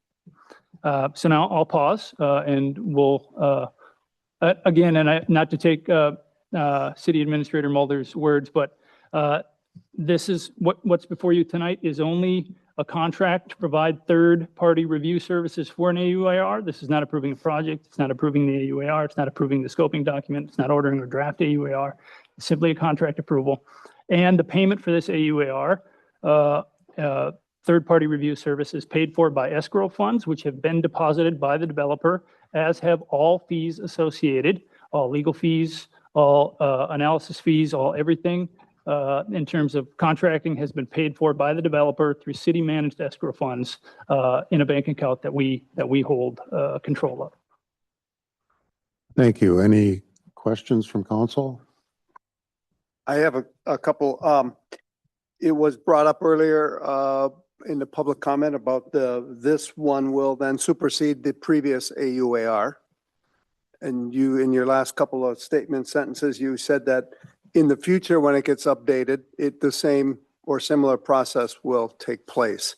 Will this AUAR then be null and void and the new one would be in place, or how will that work? Or will it be just an update to what's already done? Mayor Boucher, Councilor Geisler, yes, thank you for the question. This is an update to the AUAR, which means that the updated AUAR will then supersede and nullify the previous AUAR. So both the review and the mitigation plan that is produced from that review will be the governing document. And then moving forward. And then should the worst case scenario be proposed to be exceeded, at that time, an update process would happen. That update, once conducted with public comment and public process, would then supersede and nullify the previous AUAR. Thank you. That's it? That's it. Anyone else? I have a couple. One was going to be that question. You mentioned, I think for those that weren't here during pre-agenda when you went through this, that a AUAR is also updated every 5 years, or was that in error? Mayor Boucher, that is correct. By statute, the AUAR, regardless of whether or not the worst case scenario is proposed to be exceeded, the AUAR must be updated every 5 years. So it's a living document that has a shelf life versus an EIS, which is a single shot in time and stays a static document for the life of the document. So in that 5-year update, would there be an opportunity for public comment? Mayor Boucher, that is correct. Okay. And you mentioned a timeline on EIS and the fixed nature of it. What is that time limit? Do you know? Mayor Boucher, council, yes. So the EIS being a static document, should a change to the project be proposed, that would require, or supplemented, that would require an amendment to the EIS process. And there's a minimum of 120-day timeline as measured from the date of the preparation of notice of adoption. So there's a mandatory 120-day timeline associated with any amendment to an EIS. The AUAR is intended to study a worst-case scenario, so any update would have a different timeline than that. It would already have the base of the review conducted, and so you would only be evaluating the updated pieces that would require or would have impact on the mitigation plan. Thank you. Any other questions from council? I know we have 4 people that have signed up to speak on this. First one is Emma Rickman.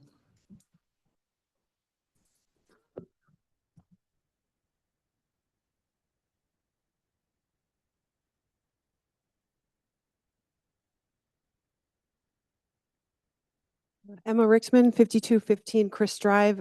This is a little bit jumbled because I've added to what I want to say, but I'm keeping it to 3 minutes this time. I would argue that we are already in the worst case scenario because it's being built where it shouldn't to begin with. And I feel like this comes down to a breach of trust. Like, we don't trust that the AUAR is sufficient because this whole process has not been transparent. And you can gaslight me all you want that that is how a typical project unfolds, but the lack of trust is that an AUAR at the end of the day benefits the developer and Google, and it doesn't protect the people of this community. As the RGU, it feels like you're inherently biased to choose your own plan over anything else. And so I'll just go into what I already have written down. The messaging, the city keeps pushing that the AUAR provides flexibility as you can adapt to various potential development scenarios without having to start a new costly environmental review. Benefits of an AUAR also include efficiency, speed, and cost effectiveness, a streamlined process that allows for faster implementation. Well, no wonder, because this is a race to the bottom. These Fortune 5 companies have all the money in the world, and they're trying to build it as fast as they can before these legislative efforts get passed, so that they can get grandfathered in. Despite an AUAR lends itself to a multi-phase development, this is and always has been a specific project, one that envelops the entirety of the 220 acres rezoned to BLM. This is not mapping out an anticipated development scenario. Might I remind you, and yes, it's a data center. We stand firm that an EIS is what is necessary for this project. We need to know the key environmental, social, and economic issues that are likely to result from this project and a detailed analysis of those issues. Going off script here to lean into what Travis had said earlier, if he's 30 still seconds. here. This wastewater business being side-skirted is really a concern to me. And I said to Councilor Peterson, as a resident, sometimes this stuff feels so immediate because it is our lives on the line. And so it's another avenue that I am spending my personal time to go down to make sure that I am not being taken advantage of. And lastly, the master plan project, will the public have access to this? Can Google be more transparent so that we can appropriately and accurately comment during the public period at the EQB for this AUAR business? Thank you. Thank you. Next is Sarah Lofald.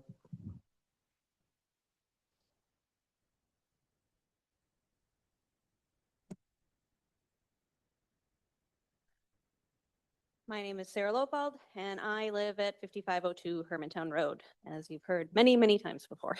I have spent the last few days going over the data request documents, and I have found out many interesting things. Much of this is now public on the SHDC website, so you can read it if you want to. Some of it has been rather surprising. But probably the most disappointing part is that despite what you keep insisting, this whole project has always been for a data center, not just including a data center, specifically a massive data center. It has never not been a data center. All the things that have changed with the 2045 comprehensive plan, the change in zoning language, the change in area zoning, the AUAR, all have been specifically done for this data center at the influence of the developer. An email dated September 9th, 2024 from City Administrator John Mulder to Joe Wickland and Chad Ronchetti makes that clear. In this email, Mulder states that, just FYI, talked to the mayor. Key points: data center next to Minnesota Power substation, $1 billion investment, 50 plus full-time jobs. His response was, wow. Minnesota Power introduced this project to us. People at County and City of Duluth are aware of this. Building company has reached out to, redacted, to named residents and landowners. I redacted that. His comments, referring to the mayor: should we be talking about this extension of utilities in the comp plan? I told him that we did make sure that this area would be planned for business light manufacturing. He noted that we would want to be aware of reactions by Urshans. I'm a bit unsettled that the main concern was the reaction of a single resident family instead of the community as a whole. Over the last few months, you have all tried to reassure the concerned citizens that that have come to you that you are not approving a data center, that all of the ordinances, resolutions, and environmental reviews that have been discussed and passed in these chambers are not approving a data center.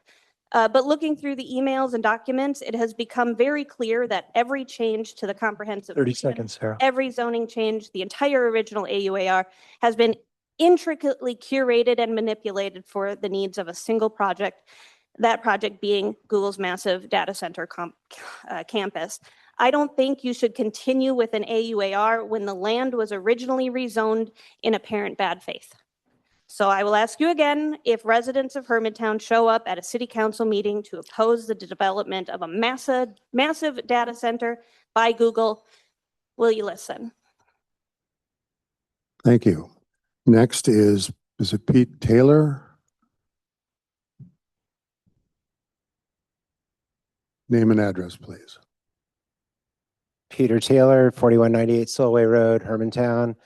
So the previous AUAR, I think the transparency and public involvement wasn't adequate. Significant improvements are needed for this next AUAR. I have a couple of recommendations about all the comment periods associated with this next AUAR, including the one that might start a couple weeks from now. You should do more than the legal minimum for public involvement, because that's the right thing to do. Couple specific things: make postcards saying that arrive before day 0, the comment period. Pick a 5-mile radius around the project area. Send it to everybody. Google can probably pay for that, or that can't be that expensive. You have email addresses of a lot of people that commented previously. Send an email to every single person on day 0 of the comment period that commented previously on the previous AUAR. Put out a press release so every local newspaper says, hey, we want your comment. We are actually looking for your comments. And all these local newspapers, maybe they'll publish an article and people will know to comment, because you want those comments. You're trying to get comments, right? Go on a TV show on day 0 of the comment period, say, we're looking for your comments. So make a concerted effort to seek comments, even if it's more than the legal minimum required, because that's the right thing to do. Thank you. Thank you. Did we get to Rachel Johnson?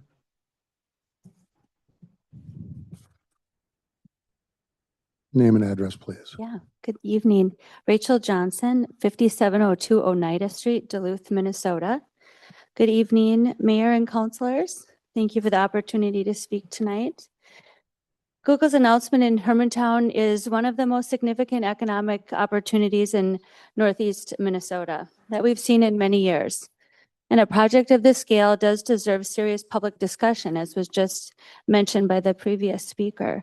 And residents do deserve the facts that they can trust. And there is a clear process.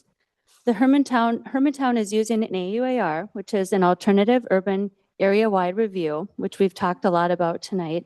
And under Minnesota law, it does and must meet the same scientific rigor that an environmental impact statement also has. The difference is not the quality of the analysis, it is the breadth of the planning. An EIS evaluates a single project at a single moment in time, and the AUAR evaluates the entire area, sets enforceable limits on the noise, the traffic, the water use, all those things that were previously mentioned, and requires an update every 5 years. For community planning and long-term sustainable growth, the AUR is more comprehensive and forward-looking as a tool, and it ensures that any future development must stay within the thresholds established today. Hermantown and Google went a step further and voluntarily reopened the environmental review to invite more public input and run a new analysis on the issues that residents have raised, most often including noise, traffic, and lighting. And they were not required to do this, but they chose to. And it's what responsible parties do when they intend to be part of a decision that will last decades. This project will also undergo extensive oversight beyond the city. Upwards of 20 agencies and commissions and tribal nations are invited to review and comment on the AUAR prior to construction. Additional permits will be required before operations can begin. The Minnesota Pollution Control Agency will monitor air and water quality. The Public Utilities Commission will ensure that the electric grid remains reliable and that Minnesota Power customers are protected from rate impacts. Google's commitment to the 700 megawatts of new clean energy will also be evaluated through a separate rigorous regulatory process. This is not a rubber stamp, and it is one of the most comprehensive review structures in the country. Apex works across a 10-county region to attract, expand, and retain business to strengthen our economy. And we know why companies choose Northeast Minnesota. We have the skilled workforce, a strong utility partner, and communities that value long-term responsible investment. This project is an opportunity to strengthen our region for the next generations, and we should meet it with clarity, confidence, and a commitment for the long-term success of the place that we all call home. Thank you. Thank you. Mr. Graves, we have a new list.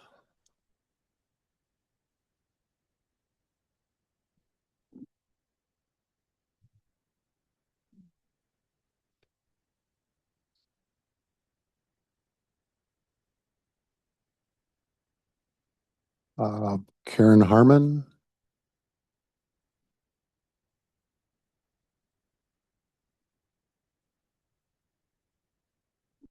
Hello again, Karen Harmon, 5279 West Arrowhead Road, Hermantown. I actually had signed up for two things to talk about, but we'll go ahead and do the AUAR first. But one of the concerns that so many people here tonight have talked about is transparency and how we feel that we haven't been heard and we haven't known what's going on, right? Okay, why, if the AUAR is basically the same as the EIS, you don't go ahead and do an EIS to help us understand?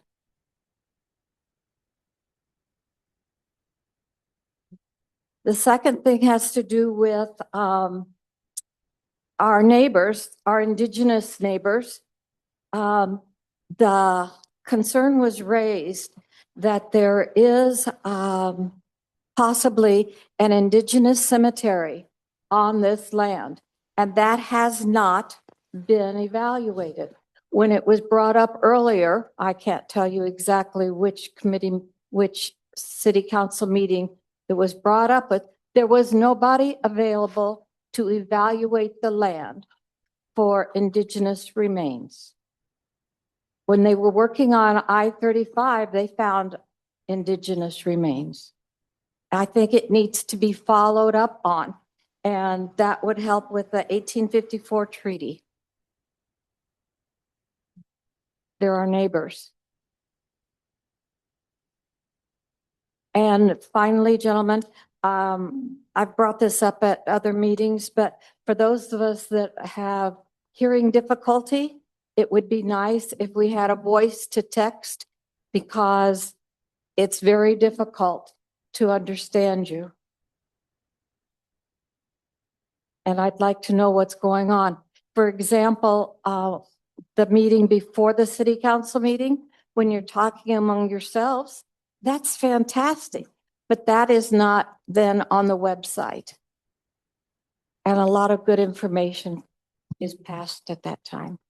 So thank you very much. Someone who wishes to give their time, doesn't say to who. Was it Yoko? She already did. Oh.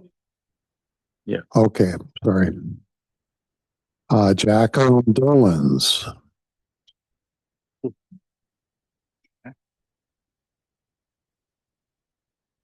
My legal name on there? Yes, you did. Name and address, please. Jackie Dolance, 5842 Old Highway 2, Hermantown. I am asking that you stop the train and that you vote no. This is one step in many steps, and just asking you to stop. Stop the train. Listen to your residents and the nearby community members who are going to be directly affected by this data center. The location of this center is completely inappropriate, doesn't belong in the woods next to rivers and streams and family homes and farms.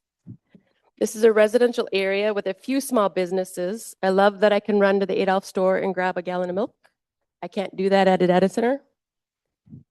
Let the residents vote to be heard. The feedback is out there. It's coming in. I mean, you've gotten hundreds and hundreds of emails, letters, people speaking at city council meetings. It's the worst kind of hubris that you just keep plowing forward. We're begging you to stop and you keep marching forward. What will it take to stop? Just stop, vote no. Just because you're not paying for all this, because the money's been escrowed, it shouldn't matter. It's your time that we're paying for also. And I feel like an additional AUR is being completed, and I think I heard someone say because of input and feedback. But we're telling you no, and I don't feel like that's being heard. I don't feel like my thoughts and feelings matter. There isn't a person in this room that wants to live next to this thing, that wants to survive next to it for 8 to 10 years for all the construction. Just stop. Just vote no, stop. Thank you. Next is Sarah Winter.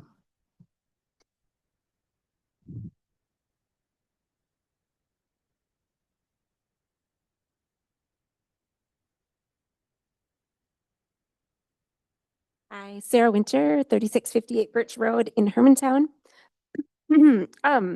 I really appreciated that beautifully written professional speech. And I'd like you to just remind you that it is her job to do that.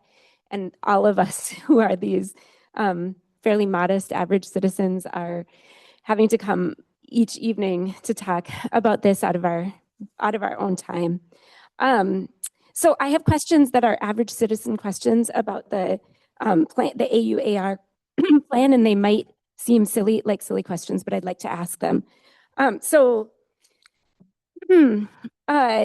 Ronchetti went on and on about if the mitigation plan needs to be updated, if the impacts exceed the mitigation plan, and I'm wondering if the building stops during the comment period and the approval process in the case that the impacts exceed the mitigation plan, or does it just continue on increasing those impacts in the meantime? We talked a little bit about who's policing the construction to determine whether the impacts are exceeding the mitigation, but that's not clear in the AUAR, and that is something that we really need to know as citizens about each part of that process. If a neighbor notices something that constitutes an instance of something that exceeds the mitigation plan, what is the process for that report to be given and addressed? When I read through the AUAR as again, an average citizen, it was blank or had the equivalent of ditto marks in so many places previously. And to be transparent, I would love to see it really fully filled out. Please dig in and ask these questions. Don't trust the most comprehensive processes answer, because whether or not it is the most comprehensive process, it has to, these things affect our lives so significantly. And honestly, I have very little trust in Mr. Ronchetti's words, because in the past they've been so confusing, and they actually continue to be that way, that they're not open and transparent, and they sound like someone who's fairly defensive. Thank you. Thank you. Next is Richard Hilton.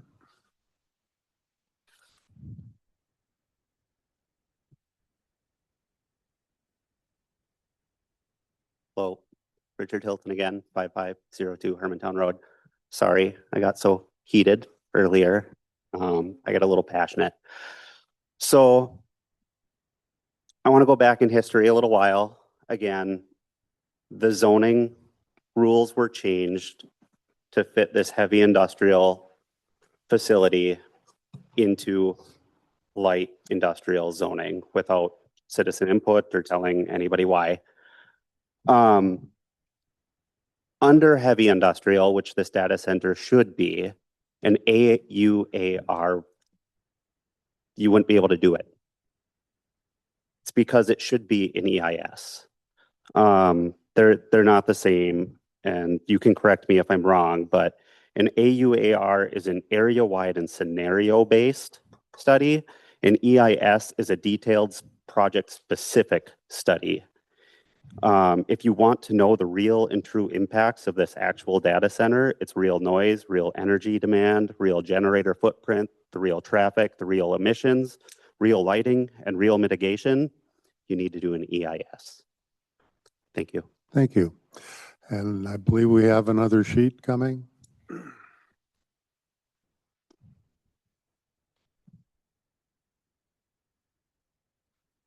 Clarissa Eck.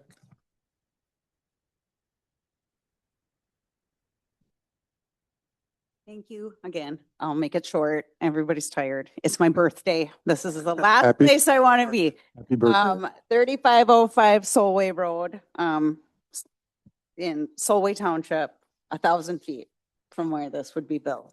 I just have to say, I don't even understand how you're going forward with this, given that there's an active lawsuit involving the current AUAR. I don't even know how you're legally doing that.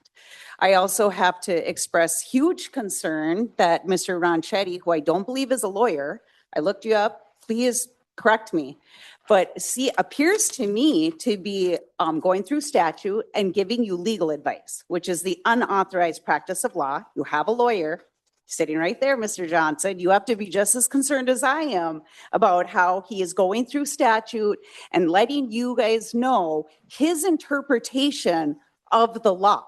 He is not a lawyer. That is totally inappropriate for him to be going through the statute, informing you what an EIS is, what an AUAR, what is the state statute. That should be coming from your lawyer, not from Mr. Ronchetti. So it is extremely concerning to me. I don't know how you're going to vote on this responsibly. I brought up before that I don't know how always you guys are unanimously voting for things. I never hear no. I never hear you guys vote no. How can all of these be good ideas? How can all of this be good for Hermantown that you never vote no? I mean, the minuscule voting of no is just leaps off the page. Not everything brought to you can possibly be good for the city or the people who live there. So I just don't know. You're not asking any questions about this. You're getting legal advice from your economic development director. I don't even know what his background is. You have a lawyer. He's not giving you legal advice. I don't know what's going on here. There's an active lawsuit with the AUAR right now. I'm flabbergasted by what is going on here. And I don't think I'm alone. Thank you. Thank you. No more public comment. Any comment from council? I have some follow-up questions based on some of the testimony. What will be the notification process for review at these 30-day periods?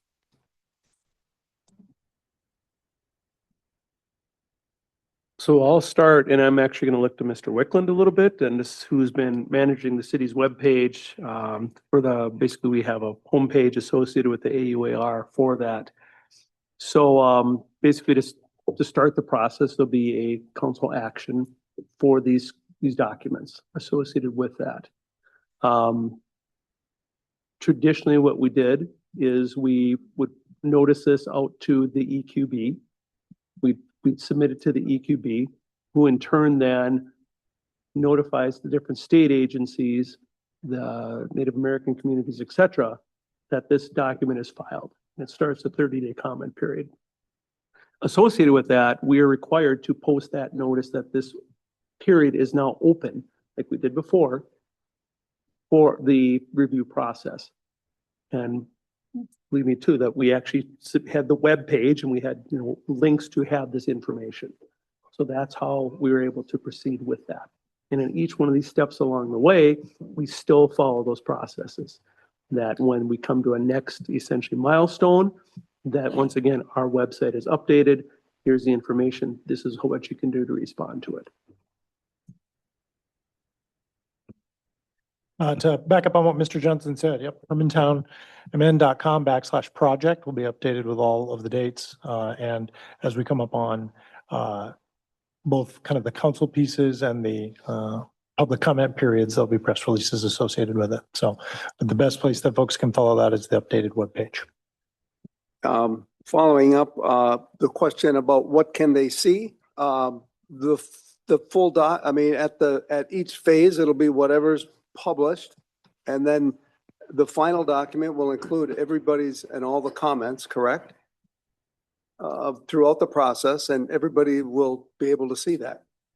Is that correct? As far as the documents, yes, the documents are posted to that website. The comments that we receive, we pass those on to the consultants associated with that in order to log those and basically address those within the updated draft, the updated final AUAR. Okay. Is how it works. Are each and every one of those comments published on our webpage? No. Okay. But they're addressed by the people putting together the AUAR. Yes, those are forwarded on.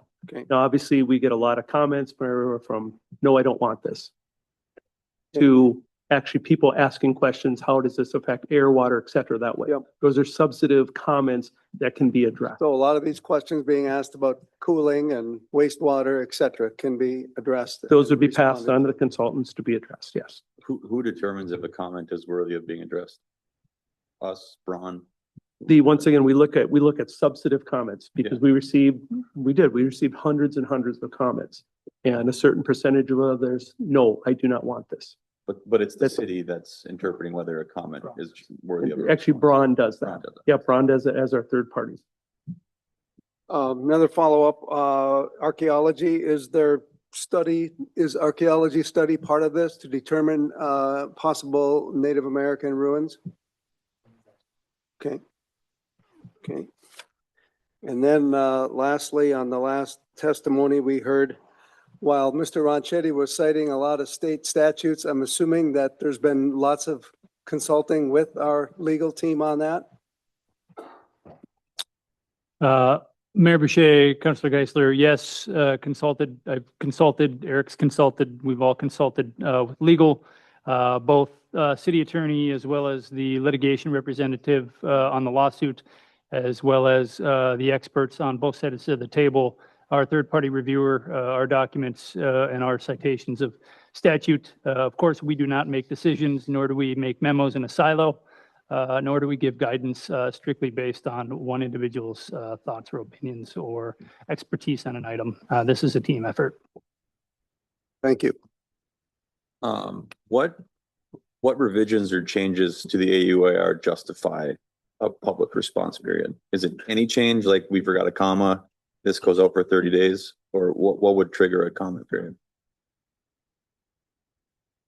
Mayor Boucher, Councilor LeBlanc, so if the mitigation plan, if development is monitored by a number of agencies. Whenever there's a permit issued by that agency, they have to monitor the construction and make sure that those permits are adhered to. If something is proposed or built beyond the permit or beyond the worst-case scenario proposed within the AUAR, that would trigger an update, and then that would trigger public comment. No, a comma does not trigger public comment. So, and the part of what's driving this is the desire to provide more time, more public input, and more reaction to a more precise. Granted, the site plan and the development is not fully fleshed out yet. That happens during the special use permit process, during the commercial industrial development process. That's when full site plans and those types of things are brought forward. We're not to that point yet. So we're bringing forward we would bring forward a more generic site plan, which does show general layouts where substations will be, where data center buildings will be, where offices might be, where fiber connection buildings might be. Those will be clear and identified along with stormwater, wetland impacts, all of that stuff. So we wanted to be able to bring those details forward into the AUAR now that we have them and we have the time and have that. So that's what's triggering the update at this point. But no, to answer your question, a comma would not require Yeah, a Brian, public just update. again, just this is what I heard you say is does a comment, is every comment there's a 30-day window. All comments are made and then they respond. Yeah, so my understanding is the AUAR is a living document, right? If something changes within the project, the AUAR changes to mirror that. Those changes trigger a 30-day comment window?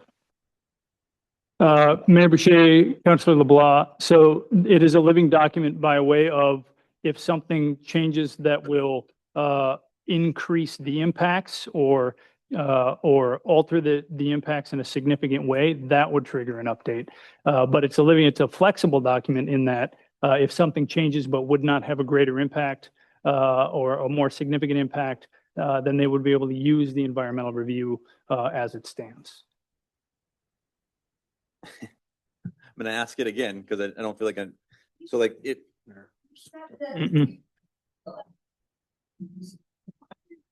Thank you.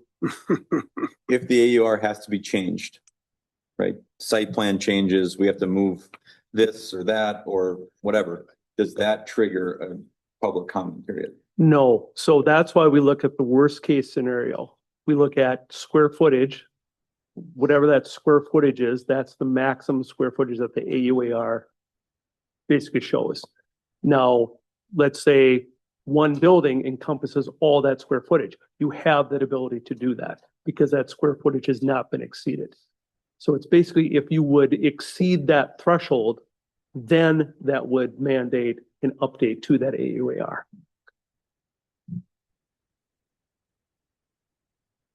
One other comment here, but I think it's lost in my notes, so I'll shoot you an email if I think of it. Or find it, I should say. Any other comments from council? Again, just following up, I asked a question during pre-agenda and that question was asked during testimony about, we are proceeding down the road with a pause, with a lawsuit going on. If it's determined that the EIS is required by the court system, we are going to throw this all away and start with an EIS, correct? Mayor Boucher, Councilor Geisler, looking at the city attorney getting the head nod, yes, if the court decides that the AUAR is not the document and that the EIS is, we would do an EIS. You don't need to have a law degree to say that we'll comply with the courts.